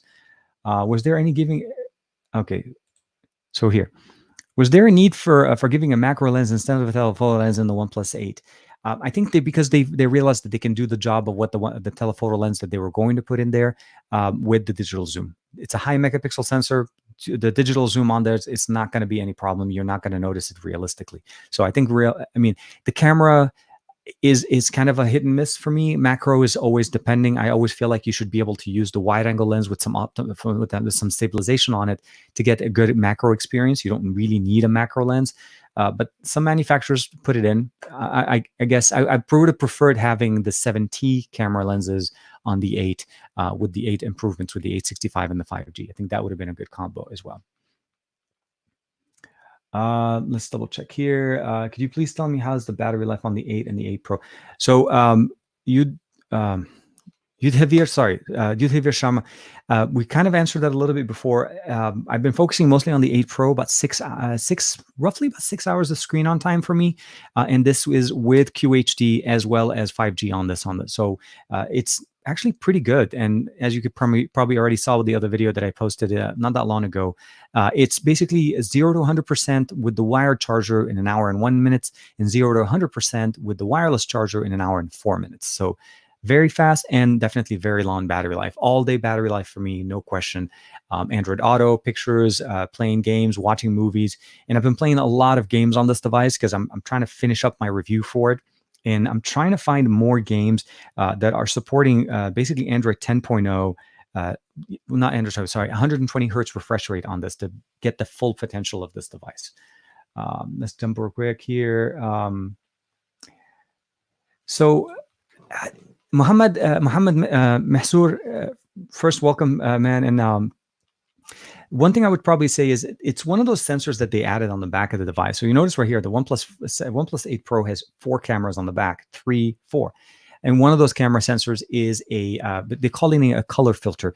And it's supposed to provide us somewhat of a unique experience for the cameras when you're using it. So let's go and switch over real quick, sorry. And right now, the only filter that's available is not very useful for me. So I feel like we need an update. We need to see more features added to that sensor so that we can appreciate what it's offering us.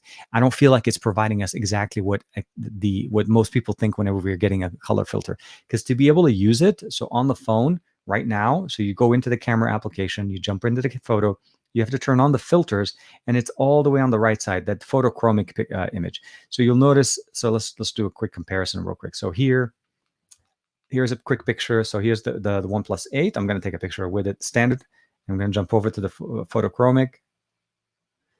And here you guys. So let's go and look at it sideways. So the best way to say it, so this is the actual color. It looks really nice, very nice detail. Everything looks great. Photochromic kind of converted this to look more like the standard sandstone image.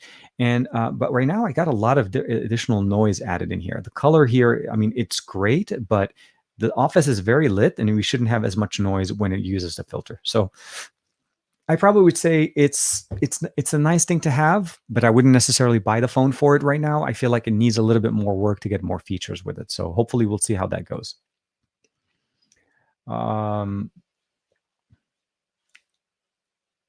Definitely. Yeah, no.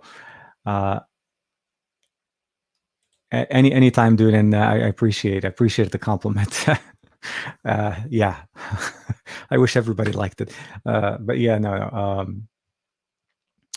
So let's go ahead and look in here. So Goran's talking here who says, so I guess Samsung will do everything to lower the manufacturing price for the Galaxy. They understand they ask too much for the S20, probably the worst selling Galaxy of all time. Chinese screens make sense.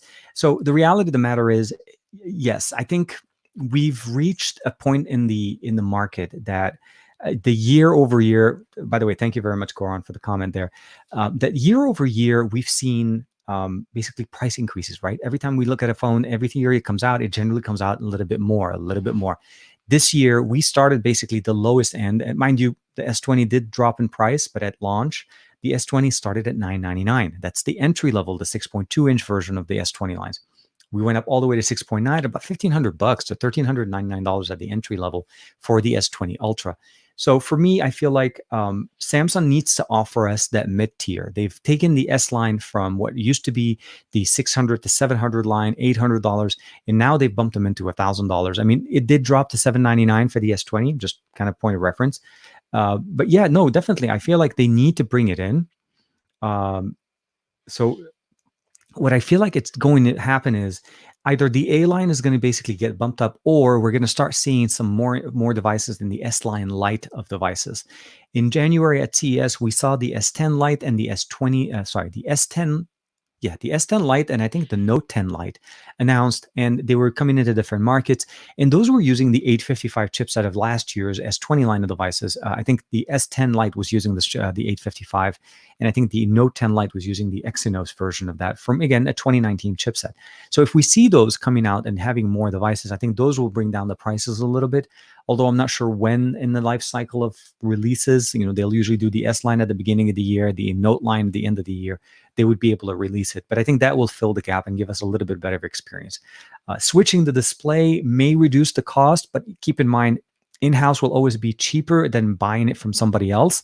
So just keep that in mind. I feel like if they do change the display, which is like the number one selling, I would say like one of the number one selling on top of the cameras of a Samsung line, it's the beautiful display. It's that curved display. If they mess with that formula, they could alienate their core customer base that love their displays. So I hope whichever decision they go with, it provides them it still focuses on that core message that they want to give everybody.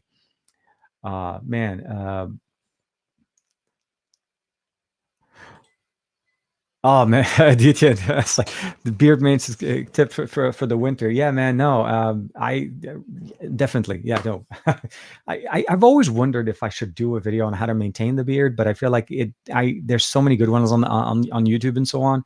But yeah, it's let's just say this: it's more work than having hair up there. Let's just say that it takes more work because it just naturally is not. That's not what it naturally looks like. We're going to turn this into the some guy with a beard day kind of thing. Hashtag. Let's see here. Let's not be fooled. Chinese make comparable screen. It's not huge different as it used to be, and I'm not saying it is. It's more of the price point, Goran, that I'm actually trying to talk to.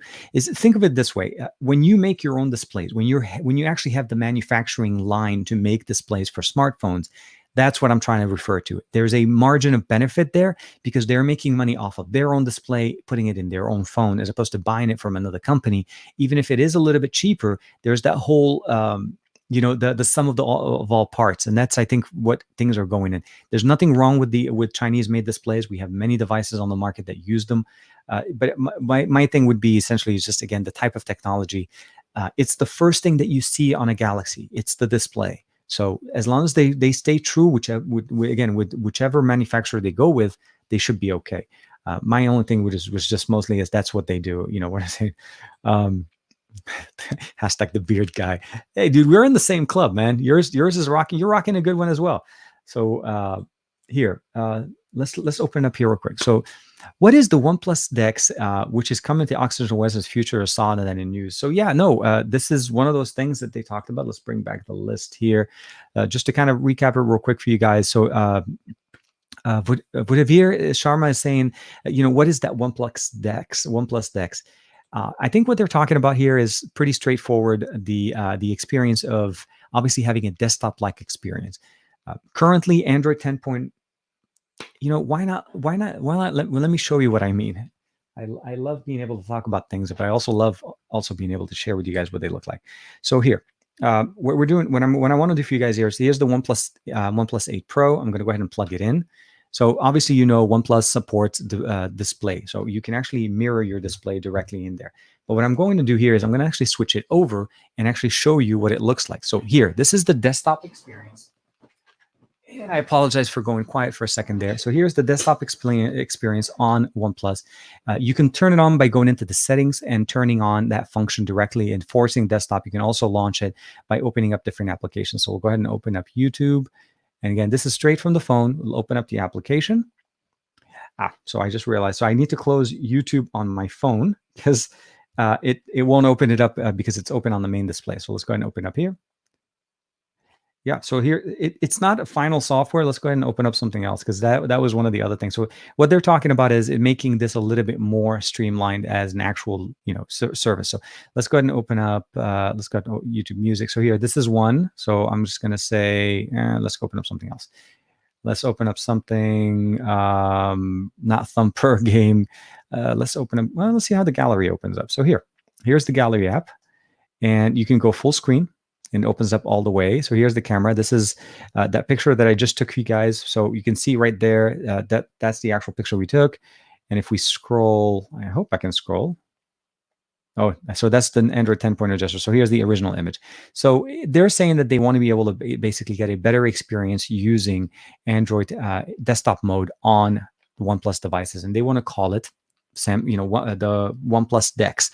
Short, basically saying that they want a desktop experience. So that's what essentially stands for. And hopefully they'll be able to. The Android 10 right now, the version of desktop in Android 10 is not very functional. And what I mean by that is, again, it's kind of like that example. In the demos in the past, if I didn't have YouTube already launched, for some reason, it would launch it on the desktop experience. So you guys would have been able to see YouTube. But every time I clicked on YouTube in the desktop experience, it opened it up on the phone. Recents doesn't work well. And it's mostly because it's still in, I would say, a beta experiment right now, at least the way OnePlus is providing it. If I'm not mistaken, I think the desktop experience that we have here on the V60 has a custom launcher made by LG that makes the experience a little bit better to use. But again, it still feels like it's something that needs a little bit more time to become prime time, if that makes sense. Yeah, no. So speaking of display, so yeah, Huawei, so LG here, obviously Huawei had been using LG and BOE panels on the P40. And how does your panel look like on the P40? It, again, absolutely fantastic. There's no question that that's something that you want to be aware of. So we're talking basically up here, but the P40 Pro, the display is just gorgeous. I don't have YouTube installed on this because, again, as you know, there's no Google Play services. So let's go ahead and open up again. So this is the live stream that we're in. Let's go ahead and open up. We'll do the same thing. So here's 4K 60. We'll do 4K 60 frames per second. Now it is on the Wi-Fi, so I'll go ahead and we'll play the exact same video. I'll give it a second to start, and we're going to go full screen. So no need to really worry about the audio, but you guys could see, I mean, the colors just absolutely fantastic. This is again using this is the P40 Pro from Huawei, not the P40 Plus. Not the P40 Pro Plus. So this one's there. The panels look great. There's nothing wrong with it.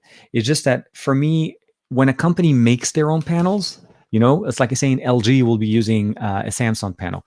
We've seen different panels, depending on the manufacturers if they don't have it, but Samsung's been making their panels. So again, it comes down to the price point. There's nothing wrong with BOE or LG panels.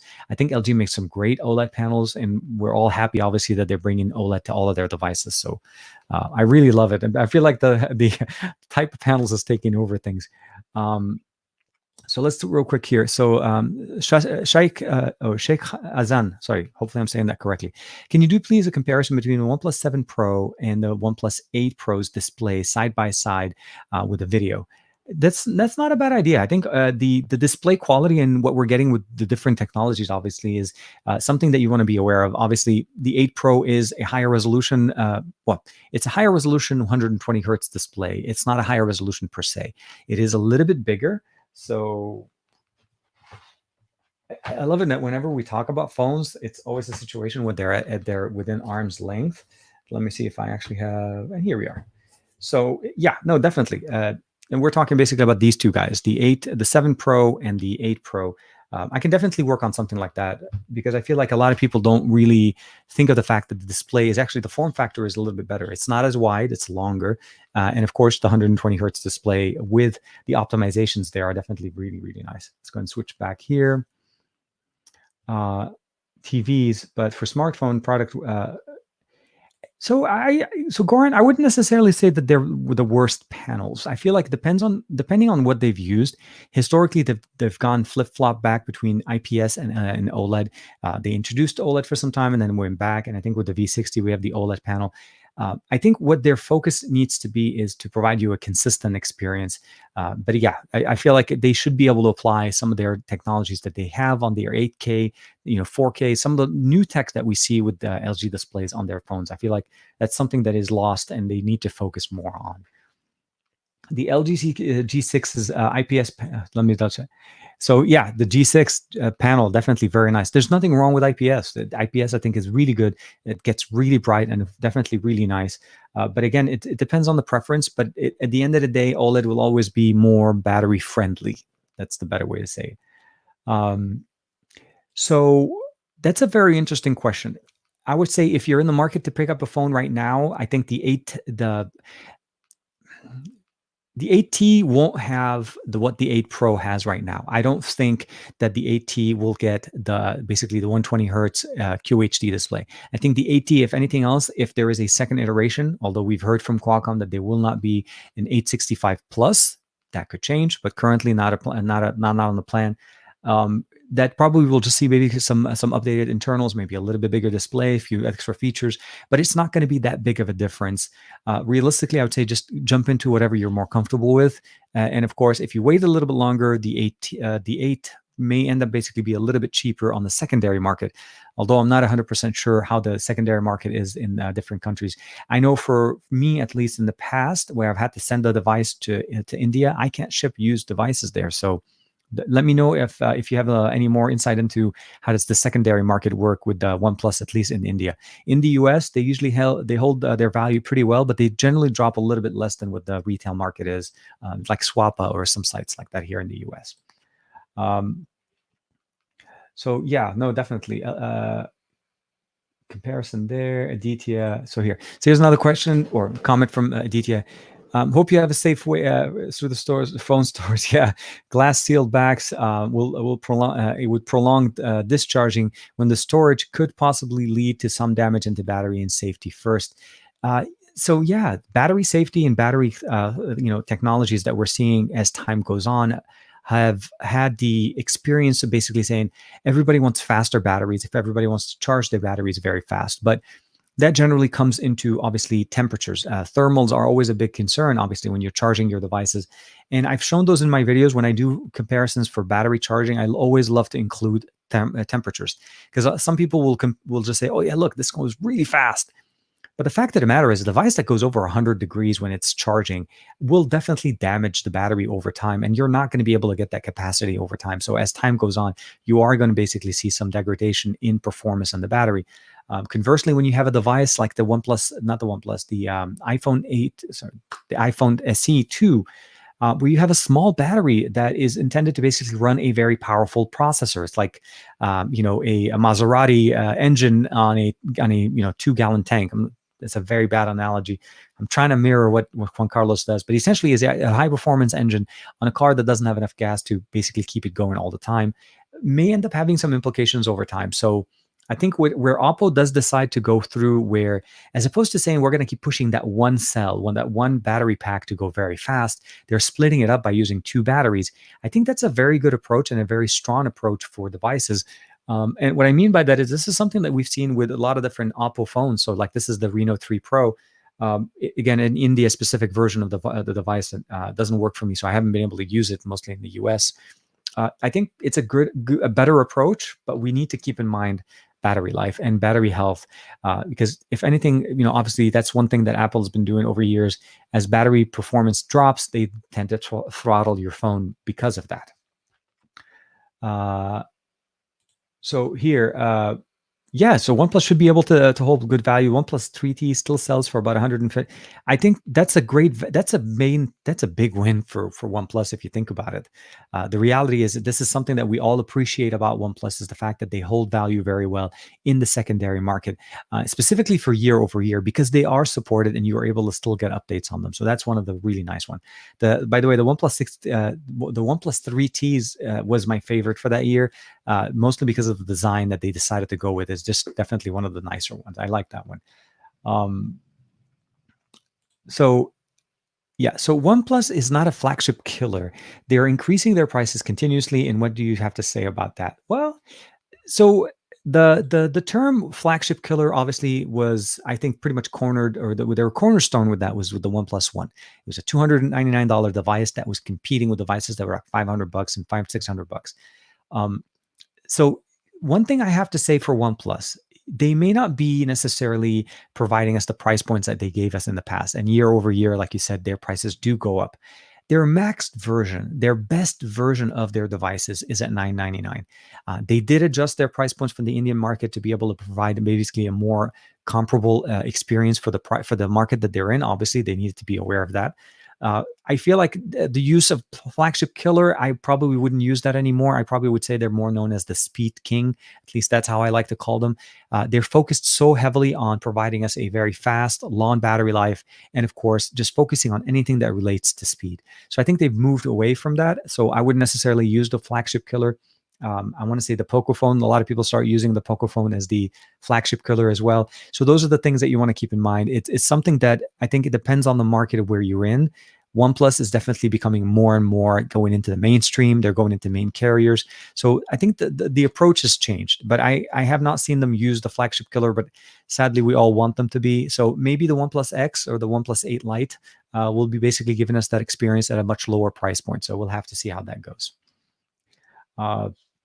So here, OnePlus is not, yeah, that's so what we were seeing there. So I think I kind of got everybody's, I hope. If there isn't any more question, are they trying to compete with Samsung and Apple? I don't think they're trying to compete with Samsung and Apple. I think they're trying to provide you an alternative option to the mid-range. So again, they're in the higher mid-range now, right? So Apple and Samsung are like $1,000 plus. Is it likely that we may be seeing a OnePlus phone for over $1,000 next year? That's possible. The way they're going, obviously, they could. But again, the entry level or the starting point of the OnePlus 8 Pro is at $899, which is roughly basically the I think it was the price of the 250, the OnePlus 7T Pro McLaren Edition 5G in the US. So they haven't really crossed into that market. They're trying to give you a better, I think, value if you look at it from that sense. Performance-wise, there's no question the 8 Pro performs much faster than what the even the S20 Ultra performs. But that doesn't mean that it's actually, it's definitely trying to compete in that range. I think it's trying to give you guys that look at the max setting, at the max configuration. I'm at $1,000, and I'm giving you a better experience than the S20 Ultra that doesn't even go to 120 hertz and QHD at the same time. So those are the things they're trying. They're just trying to basically let you make the comparison, but they don't necessarily go straight to that for their main selling point. So the OnePlus 8 Pro in India is $725. Absolutely. That's a great starting point. Think about it. They've adjusted it and they know exactly how to market it. Now, that I don't know enough to be able to gauge if 725 is so expensive. It's kind of like how the iPhones are for us here in the US, where they're like $1,000 plus, obviously not with the iPhone SE. So for me, those are things that, it depends on the market. I feel like it is a premium device. Wireless charging, reverse wireless charging, 5G, those type of technologies do cost additional money. They're not just raising the price for the sake of raising it. They're giving you so much more with that price raise. You have to appreciate that if they did release a phone without 5G, without the 120 hertz, the OnePlus 8 would be more of a comparable, experience if you want to look at that. And I appreciate that, Mohammed, for letting me know there. Speaking of battery, what about Moto G Power? I have to actually double check and read a little bit more about that. Moto has been, for me at least, Moto has been a little bit running under the radar, mostly because the last few iterations of their devices have been more mid-ranged and not necessarily very much flagship. And obviously, we just finally saw the Edge that is their latest and greatest. But I hope maybe you guys can chime in a little bit and let me know, how things are with the G Power. I'm sorry, I don't know enough to be able to comment on that one, Mike. I appreciate you asking though. So here, quick question. So what makes Oxygen OS special? That's a long question. That's a hard way to answer. I'll try to give you the quick 2-second or maybe 30-second answer. Oxygen OS derived or started out as CyanogenMod. CyanogenMod was, in my opinions, the best custom experience on Android. And this was roughly about 6 years ago. So timing myself here, obviously. It was the best customization version of Android. They used to take AOSP and throw in so much customization, and they supported so many devices. And OnePlus initially launched with the OnePlus One as the first CyanogenMod phone. That was the only operating system available for the OnePlus One.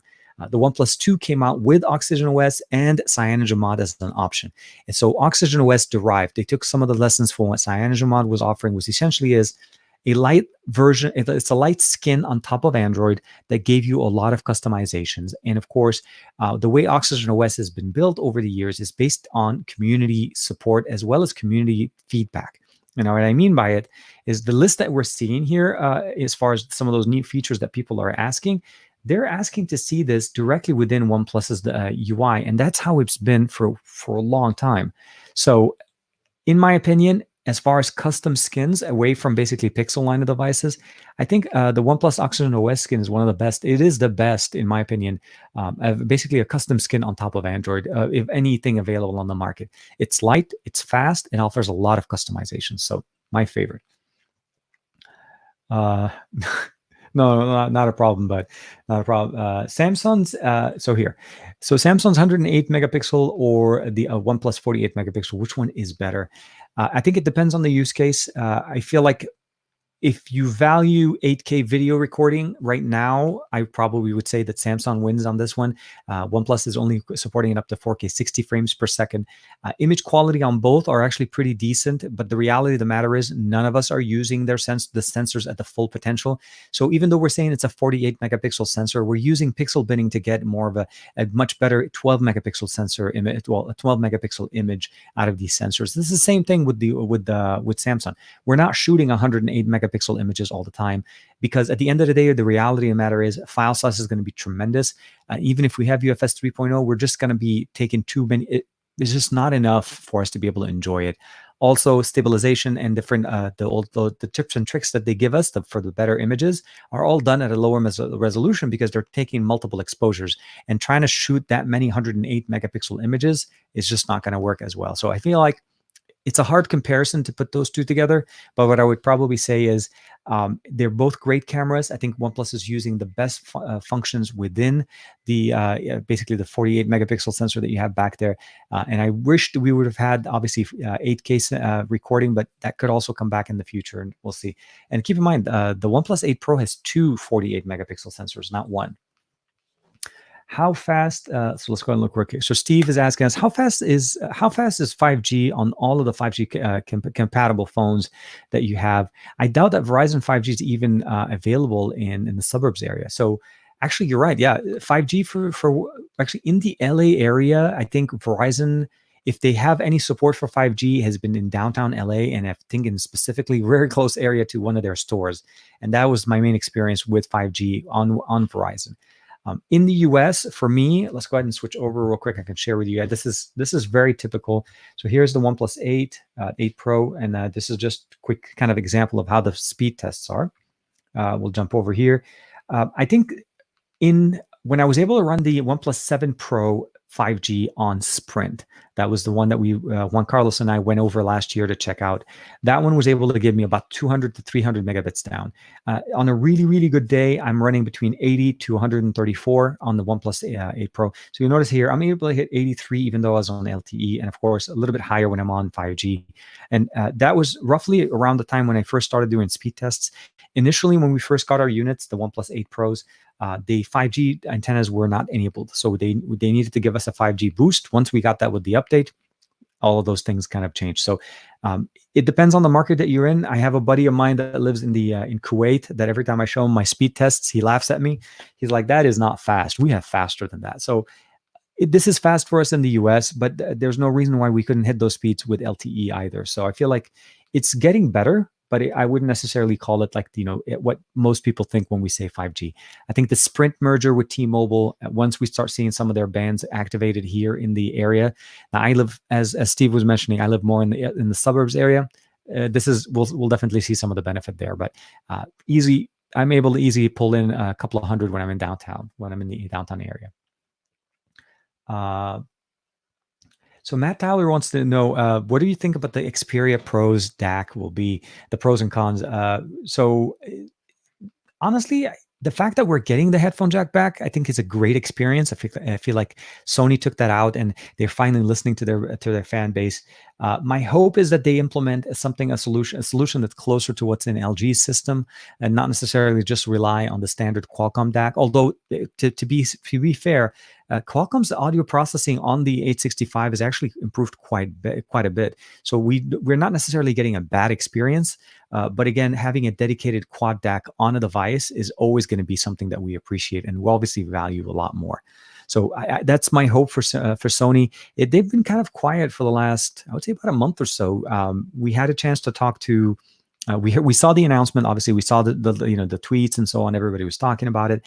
I talked to them a little bit after that, shortly after, and then they kind of been quiet. So I may have to poke around a little bit and see what they're having to offer. So we'll have to see how things go there. I missed the OG CM theme, and man, see, CyanogenMod, come on, everybody. So if you're in Android and you love modding, you know the value of CM. So yeah, no, I loved CM. So definitely rest in peace CM 11 themes. It was, oh man, yeah. So I miss those are some of the things I really appreciated about CM. It's the level of customizations, the ability of installing themes, true themes in there. Pop-up camera or punch hole camera? I would go with punch hole camera to get the IP68 certification. I love the pop-up camera, and I felt like it was a great option. And I feel like Oppo did a really good job with the Find X, the shark fin option. I think that was a very unique one. But I feel like once you do that, you get that unique feature, but then you lose water resistance. And to me, a pop-up camera on the top of the phone that is basically an opening for water to come in whenever we're holding it, and if we're outside and it's raining, it's great. But I don't feel like it. I feel like we need to go with in display.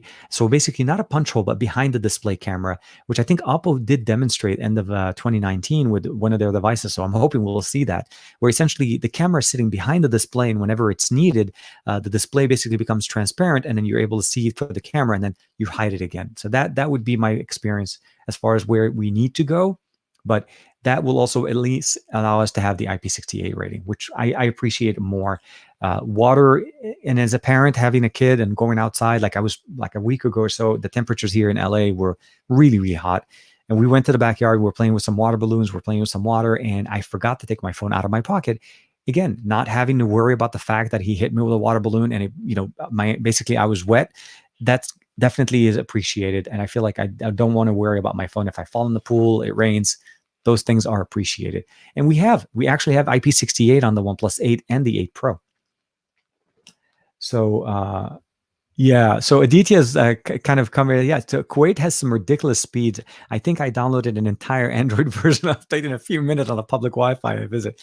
It's crazy. It's crazy. So like I said, every time I post a speed test, a buddy of mine, his name is Ahmad Buraki. His channel is Slorks, and he just laughs at me. He's like, "You call this speed?" I'm like, it's fast for us. I don't live in Kuwait, and I can't. It's not like I can connect to Kuwait and get the network speeds there. Oh man. Let's see here. Kapil Dagaru, Habibi, tell me about the best mid-range phone right now. If you're looking into Android, I think there's a few contenders. I think the best one that we probably would be able to have a better discussion about this is once the Pixel 4a comes out, which by the way, I think should be happening anytime. Realistically, this is the time when we saw the 3a last year.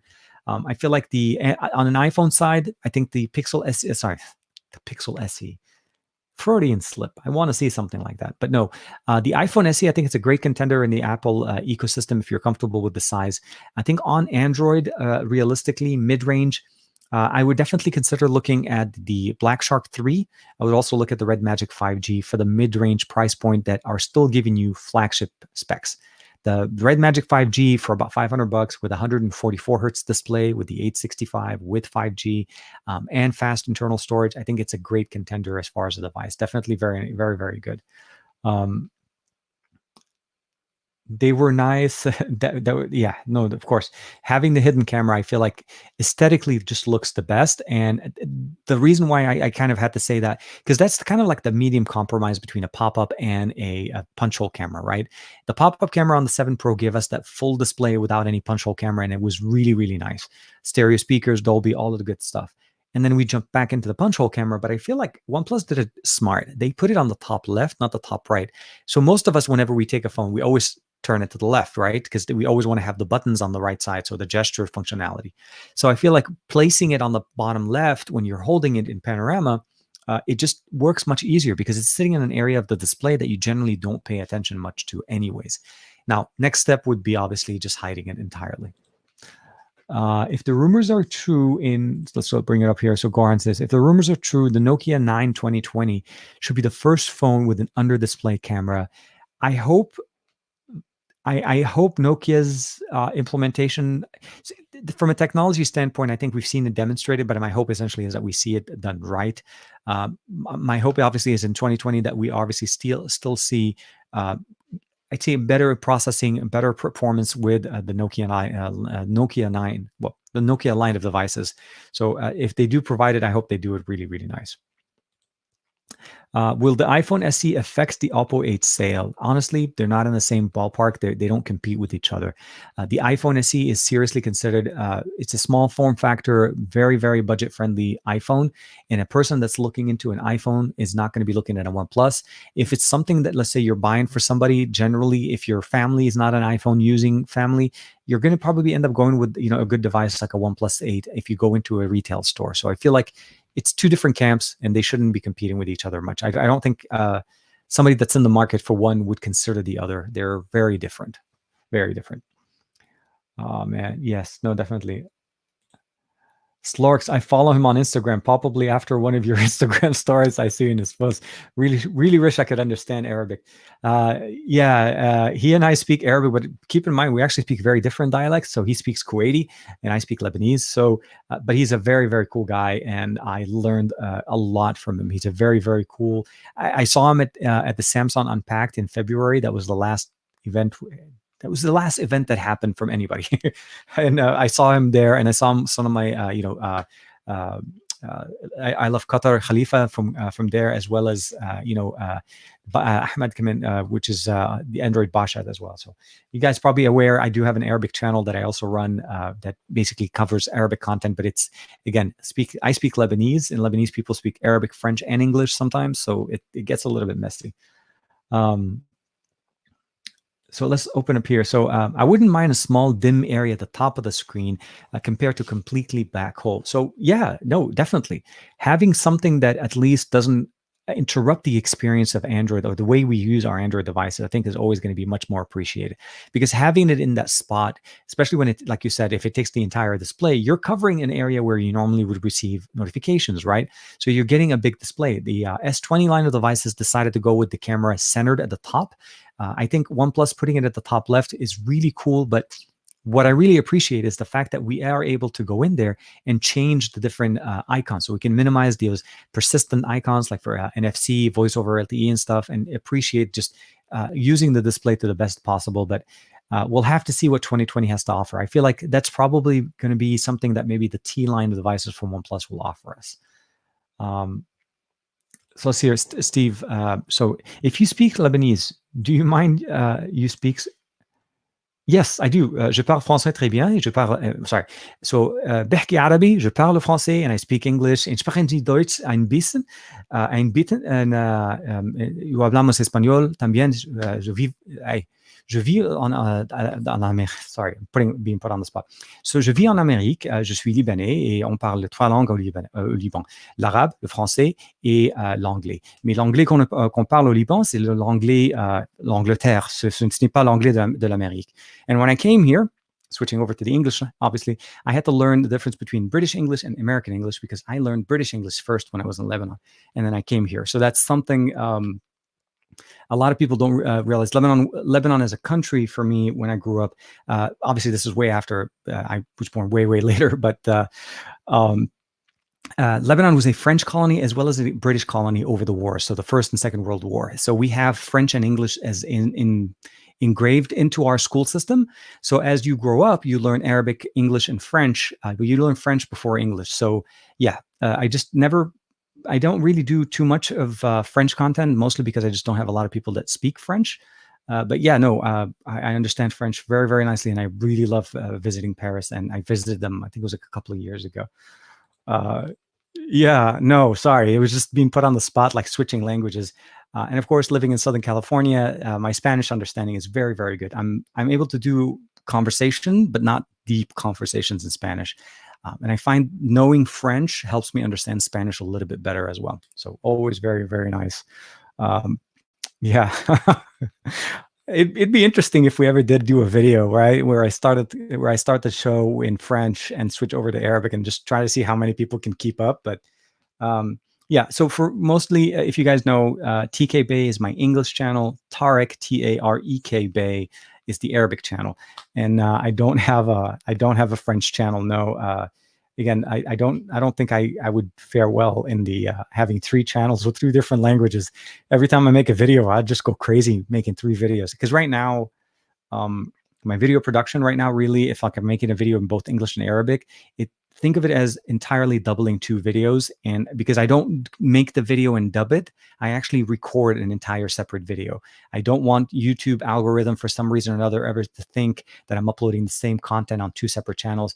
Even though it may cover the same subjects and the same material, it's entirely separately recorded. So everything is separate and everything is in there good there. So um, history lessons as well. This stream is just packed with information. Yeah, no, that's usually how I do it. I don't mind, like I said, answering the questions is literally the fun part of this. Recapping some of the stuff going on during the week and talking about some of the main things in the news, obviously really cool. Didn't want to miss this question from Capitla Garu. Hopefully I'm saying it correctly. I'm still using 2 phones, my Mate 20 Pro. Oh man, I love that phone. And the OnePlus 6T. Do you think it's time to change them? I think on the OnePlus 6T is probably where if you're thinking of upgrading, is probably that's one of the things you want to keep in mind to look into. The Mate 20 Pro has some of the best cameras on the market. It has a lot of the technical specifications that we're still getting right now: the curved display, the long form factor, wireless charging, reverse wireless charging, 40-watt charging, fast charging on the main battery, and some great optics on the back. So honestly, if you're happy with what you're having with the operating system and you don't feel held back, I don't think you have any problem. I think the Kirin processor is very, very powerful. The 60 has some considerations to look into as far as what you're looking for. I think it still is a very good, powerful phone, depending again which one is your primary. If I had to bet, but I'm not a betting man, I feel like the 20 Pro is probably your main camera that you use, because the 60 was a great phone, but not necessarily the best cameras. So that would be my recommendation. If you're looking to upgrade, I would definitely look into the 6T, maybe jumping into the 7 Pro. I think that one will definitely be good. So here, okay. So Mohammed is asking how is the OnePlus Pro able to sell a very low 725 in India despite the hikes of 18% taxes for phones this score, and how much does OnePlus really make per unit from its brothers in the US? So yeah, if you think about it, the fact of the matter is, yeah, when the pricing first got announced about how the OnePlus 8 and 8 Pro was going to be priced differently for the Indian market, I feel like you have to understand they have a profit margin. They are definitely building on top of that. There's no question. They are making money off of these devices. In the US, I think there's certain brand deals and certain things that they're working with, and I think that's probably where that's playing a factor into it. I'm not sure if they're maybe going in with a smaller profit margin going into the Indian market, because they are actually starting to push at the higher market. And the reason I say this is the Indian or the Asian market has a lot more smartphones released more frequently than we do here in the US. We don't tend to have, like the Xiaomi, the Oppo, the Vivo, all of the other options that you have in the Indian market that we don't have here at all. And obviously other devices that are even more lower priced. So they have to compete in a much more crowded environment, and go in such a ultra premium side, I think would have affected their approach and obviously their way of making the impact that they want, which essentially is offering you that premium experience with the 8 Pro. As far as specific numbers of where and what, that obviously comes back to business. And I'm not sure if it has something to do with maybe there is, some savings that they're able to do by not having to ship it across the sea and tariffs into bringing it into the US, because there's also that factor. India has its own tariffs, but they have to also pay different things when they're bringing into the US as well. So I wish I had a better answer to say that, but I feel like it definitely does look like a business decision to make sure that they don't alienate that market as well.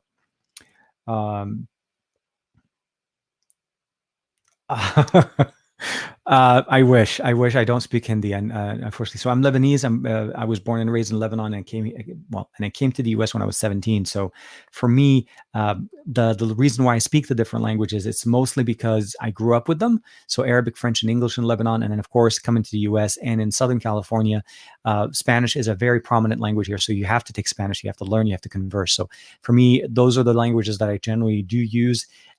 And the German side of me, mostly because I travel to Germany quite a bit for just normal day job stuff. So for me, I've been there, and I've been there for quite some time. This is, my camera is going crazy here. For the mic is I'm using the SM7. I think I'm using the exact mic that Juan Carlos uses. If you guys are familiar with Juan Carlos Bagnell, some gadget guy, sorry, I gotta quiet the camera here, otherwise this thing is just gonna go crazy.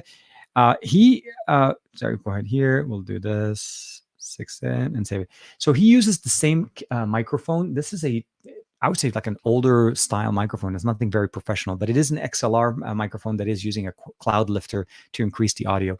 But Juan Carlos projects much louder than me. So when he and I were working on figuring out how to set up the live stream setup here in the office, he gave me the setup. But as you notice, my mic is much closer and his is much further away. It's the exact same thing. And it has just a little bit of a screen here on top of it for any kind of like the S's and the P's and so on. So it's very, very nice. I'll try to link it for you. I'll send you a link, Aditya, to let you know which one is there. So here, I'm a gamer and I do not need to charge my phone, the OnePlus 7 Pro, for almost 2 to 3 times a day. Will it affect my battery? And I do need, okay. So reality, yes. Over time, if your device is consistently running hot all the time, especially when you're charging it because of the amount of energy that's going into it, I think over time, yes, it is going to be basically where your device is going to obviously have somewhat of a shorter lifespan. I think that's probably one of the features that some people are asking for from OnePlus to add into the next version of Oxygen OS, the ability of changing the charging rate speed. So even though we have the Warp Charge 30T, give us the ability of charging our device at a slightly slower pace, but maintaining battery health. Haven't actually seen any studies done exactly on what the percentage of degradation on battery is, since the 7 Pro is only about a year old. So you should still be able to get the most amount of capacity on it anyways. But I think overall, if you're playing games and you're plugging in the game, so you're plugged in when you're playing games, that's going to be something that you want to keep in mind that could also factor in as far as battery health. But unfortunately, I haven't seen any studies to specifically talk to OnePlus line of devices. Apple's been in the news much more as far as battery issues over time. Vehenta? Vehenta. I'm not sure. I haven't heard that one before. What is that? Just asked you how's it hanging. Oh, wie geht's? I usually say wie geht's, like in German. So here, let's look real quick. English equals you explain too good. Dude, I appreciate it. I work with the Amish and I learned a lot. Oh, okay. Oh, that's true. Yeah, that's right. That's right. That actually they do speak Dutch. So my experience has been mostly in Germany, in Berlin, in Munich. As you guys probably saw a few years ago, we covered IFA from Berlin. So that to me, it's always been really nice being able to go there. It's almost much better if you don't charge it to 100% every time, or definitely. If you do charge your device to 100%, don't leave it on the charge. So don't leave it on the charger sitting at 100% for an extended amount of time. There's no reason, obviously, that you don't want to, but the best performance, it's always been known as basically somewhere between the 20% to 80 to 90%, nothing above that as far as for best performance over time. So let's keep looking here. Oh, they speak Pennsylvanian Dutch. I'll have to look that up. I'll have to check to see to hear what it sounds like. But that is definitely very, very interesting. The word is not to go below 20 to charge over 80. So it is 80%. Yeah, I think I forgot. I've seen it where the 20% is generally what they say. So don't let it drop below 20 and don't go over 80. And coincidentally, that's, if you think about it, it's also around the rough range of where the battery performance as far as charging speed is the best on any of the devices. They generally, at around 50 to 75%, they start throttling the charging speed. So where most devices will charge very fast up to 50, they'll say like 50% in 30 minutes, but then it takes like another 45 minutes to go to 100. So that's one of the reasons why. Let's see here. Which is better? Do you think the OnePlus 8 or the Mi 10 Pro or the X2 Pro? So I personally, I haven't had a chance to play with the Mi 10 Pro. I played around with the Mi 10. So I have the Mi 10 in the house and I've been trying to finish up my review for that one. Right now, if you had to compare, I think the OnePlus 8 Pro and the X2 Pro are obviously very much neck and neck. Where it comes down to basically speed and performance, I feel like OnePlus has a better custom skin on Android and much more focused speed configuration for the operating system. I feel like Oppo does a little bit better maybe as far as image processing with their cameras. And as far as the Xiaomi phone right now, I think it's a really good combination of different options. We have the high megapixel sensor. We have the ability of basically recording 8K, but what I see essentially is just the market availability. I feel like Xiaomi's been known for providing us budget line devices over the years, and they're starting to creep into the $1,000 a little bit more with the Mi 10 Pro. So it depends on the market. I think all three devices perform well. All three have very similar specifications, with the exception, obviously, of the Mi 10 Pro. It doesn't go to 120 hertz; it just goes to 90. So it depends on what you're looking for. I feel like as far as a well-rounded device, if you're focused on speed, you're going to go with OnePlus. If you're focused on image processing, I think Xiaomi and the Oppo X2 Pro will definitely perform good. I'm not saying that OnePlus is not great. I'm just saying head-to-head comparison. That's how I've seen them in the past. I haven't used the X2 Pro. My buddy Josh has, and if I'm able to get my hands on it, I'll definitely do a comparison for you guys. Definitely. Vegeta or Son Goku? Oh. So my answer to you, my friend, is Goku. Always Goku. Always bet on Goku. I feel like Vegeta and Goku are the best. If anything, they're the best teammates. I feel like it's this power struggle between Vegeta, the arrogance Vegeta has, and his Saiyan pride, and then of course having Goku that basically just has natural abilities and natural tenacity to be able to just push himself over and over and over. I feel like between the two, they help each other. They perform really well together, and I feel like they're great buddies. So it's, to me, the combination of a lifetime as far as having a friend that's able to push you and make you better. But if I had to pick one or the other, Ultra Instinct Goku, no questions asked. He's on the wall. He's there. Oh man, I didn't think Goku was going to get into the conversation. Oh, well, man. Yes, no, definitely. Sounds like you're using your smartphone as a webcam for now. Some people are actually, you're able to start using it. I mean, there's no reason why you can't. I know a couple of buddy of mine are using their iPhones actually as webcams on their laptop for live streaming. There's no reason why you don't have a way of using it. I think our smartphones now are so good that you're basically able to configure it. I think the V60 really shines really well if you want to use it like that. And Juan Carlos is using that. He's been using the HDMI output from the V60 to a monitor to basically kind of like have it as a flip out display so he can see himself while recording video with the V60 and of course external audio. Aditya Anil, Vegeta all the way. If you give me Piccolo as a choice, I will go with him. My man Piccolo has been ignored too much. Believe it or not, yeah. Ever since he kind of they moved his character to be more of a mentor position. He basically became Gohan's teacher, and kind of like that storyline kind of just evolved in that. Because at the beginning, if you remember, he was one of the main enemies of Goku, right? He literally wanted to kill him. And there's that whole episode with him and Goku and Raditz. Where he actually does get a chance to kill him. But we can make another whole podcast if you guys want to talk Goku and stuff. That could be a long conversation. But yeah, no, definitely. We'll take a couple more questions. I just realized we went over the 2 hours and 10 minutes. I'm not gonna lie to you guys. I honestly thought we were gonna do an hour, and Juan does the exact same thing. Yeah, no. Sorry, Lavar Kumar, real quick. I'll jump back real quick. So Steve is saying Piccolo is the best dad. So let's jump back real quick. So he meant dad, not day. Hands down, yes. If there is ever a father figure character in the Dragon Ball saga, basically in the entire manga, Piccolo is the guy, because he evolved from his initial, strive for power and basically having Goku pass away and having to take responsibility for Gohan to get the planet ready before Frieza, not Frieza, before Vegeta was supposed to be coming here, obviously, to destroy everything. This is way back in the Dragon Ball saga. You started to see some of the appreciation, how he was teaching the hard lessons and keeping an eye on Gohan as he was making these different mistakes and learning how to use his power and focus his power. Because everybody knows, obviously, the untapped power of Gohan. And even when we went with the Cell saga, and Goku even realized it and stepped away and let Gohan kick Cell's butt. And I will not say the other word, but yeah, no, definitely. TK, one question. Oh, sorry. You know what? I just realized I skipped over. Let me see the issue with the OnePlus 7T regarding the two security with compared to the old phones with Apple.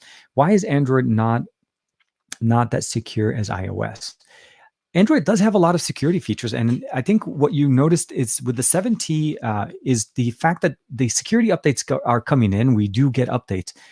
I think there is just such a fragmentation of the ecosystem within Android, and the fact that not everybody's using stock AOSP based experience.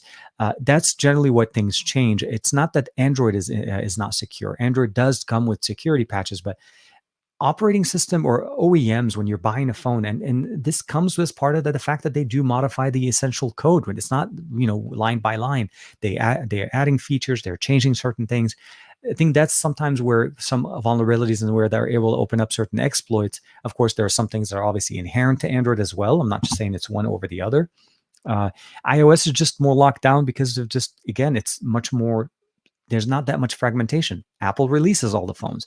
It's not like Apple, Motorola, and everybody kind of like talking that. So that's the difference between the two. Not one better than over the other.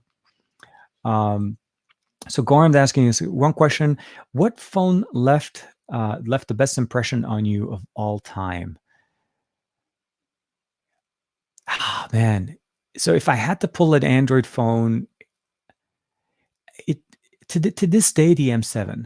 And I'm not saying that because yours is the M7 as well. The HTC, so HTC as a phone company, obviously they're not as well known, or they're not as much in the public eye as they used to be. HTC carried us through a lot to get us to where we are now, and a lot of people may not recognize that, mostly because of the availability. But back when Windows Mobile was a main thing, the HTC Touch was one of my favorite phones. When Android devices started becoming more available, the HTC One or the Nexus One is obviously a big phone for me, and I think I showed you guys that one last week on the live stream. Sorry, it's sitting somewhere over there, and I don't want to take a chance of messing things up. So HTC M7 was the biggest impact on me because of the way it did stereo sound. It went away from having this mono speaker that's firing away from us, or the mono speaker that's firing to the back of devices. I mean, at one point we had speakers that were facing backwards, which to me made no sense. But those are the things that we had to go through. And then when that came out with the display and the technology that we got there and the UI with the HTC Touch options, I think that was the biggest impact on me overall from an innovation standpoint. There's other HTC devices that came out as well that also impressed me, but I feel like if I had to pull back on it, I think that would be one of my favorite ones. And I still actually own my M7, so my M7 is sitting here. I just haven't powered it on for some time, so I really would love that phone. Vegeta. Vegeta Reality Goku gives too many villain chances for me. So it depends on what you see. Yeah, I mean, at one point, Vegeta was a villain, obviously, right? His introduction into the saga was mostly him being sent. Obviously, they were part of the scouts that were already dispersed before Planet Vegeta exploded, and then he came to Earth mostly because Raditz failed. Right? He sent out that distress signal. Vegeta was coming there, so it was more in that experience. And then obviously, as time went on, he learned to appreciate Earth. He married somebody from the planet, obviously, and he has kids. So those are the things that you want to appreciate: is the fact that he can grow. He can learn. He learned to grow and become a better person. I think that's why people appreciate Vegeta, and it's because he's always been kind of like, he always wants to push himself, but he feels like Goku just does it so effortlessly that it's a little bit harder for him. But that's also why people relate to Vegeta. So if you guys don't know, Juan Carlos is a big Vegeta fan. This is Team Goku. Oh man, no, I don't want to get this to be more of a another hour or so of this one. Periodic, it looks really good. Oh yeah, no, definitely. So which one do you think it's a better chipset for manufacturer? Snapdragon, MediaTek, Helio. So Sai's asking about the processing power of what we see right now. It's a little bit early to put a very much straight answer. I mean, let's say this: if we were talking pre 2020 in 2019 and earlier, I feel like MediaTek was a great value processor, and MediaTek was actually in so many devices that you probably didn't even realize MediaTek was in prior to the beginning of 2020, mostly because of the dimension, the I want to say the Dimension 1000, the new chipset from MediaTek, that they're trying to basically be more competitive with the flagship Snapdragon processors.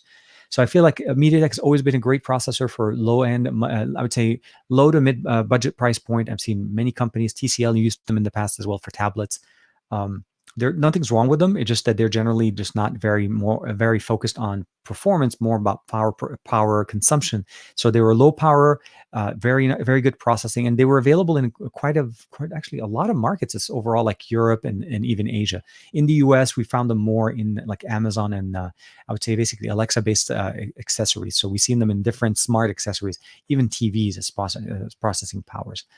Um, right now in early 2020, we need to see how the new chipset is going to be performing. I still think Snapdragon is holding actually a pretty good lead against Exynos, against MediaTek, and it's a little bit neck and neck with Kirin, depending on the market where you're using it. I feel like the Kirin 990 is a very good 7 nanometer chipset. The 865 does the exact same thing. It's another 7 nanometer chipset, so it's a little more neck and neck there. But between the Helio, so MediaTek and Snapdragon, I feel like MediaTek is catching up, but it's just not there yet. So here, another question real quick here from Ganesh. The OnePlus 8 Pro 5G, is it better than other 5G phones? If we're only talking 5G connectivity, it depends on where you're getting it. I feel like, yes. I mean, if you think about the fact that the processing power that you have in there is married with the 865. Some other manufacturers may give you let's say the 765 with 5G. So you can definitely get the benefit, obviously, of the 865 there. If you're comparing it to other 865 devices, like let's say the the Red Magic 5G and let's say even I think the Black Shark 3 that has 5G as well that are cheaper, it's kind of a toss-up. It's really more about compatibility with the market that you're in. Really, that's the best way to describe it. Why does the Exynos suck so much compared to the Snapdragon? And I know what you're talking about, Matt, because I think I caught that one before in one of your streams where I think you have an Exynos version of the Note 10, if I'm not mistaken, right? Honestly, I feel like it's more about it's hard to kind of quantify it specifically, but Exynos has been lacking a couple of years because at one point Exynos used to be the main thing, right? Samsung developed the Exynos for the European market, and they actually did used to outperform the US variant. People used to want to bring in the Exynos model, and I think at some point Snapdragon kind of just took over, and they just started to do more innovation. I'm not sure if it's truly a processor hardware issue or more so basically the optimizations that they need to do for Android, but sadly, it's been something that we've been seeing as in the market. Exynos not necessarily performing as well, but not only that, it's noticeably not well. It's not like it was just a little bit on the benchmarks. And like people can notice it using the phone. So I'm not sure. And my hope essentially is if Samsung realizes that this is somewhat of an issue, that it's hurting their sales, that they could just go Snapdragon everywhere. There's no reason.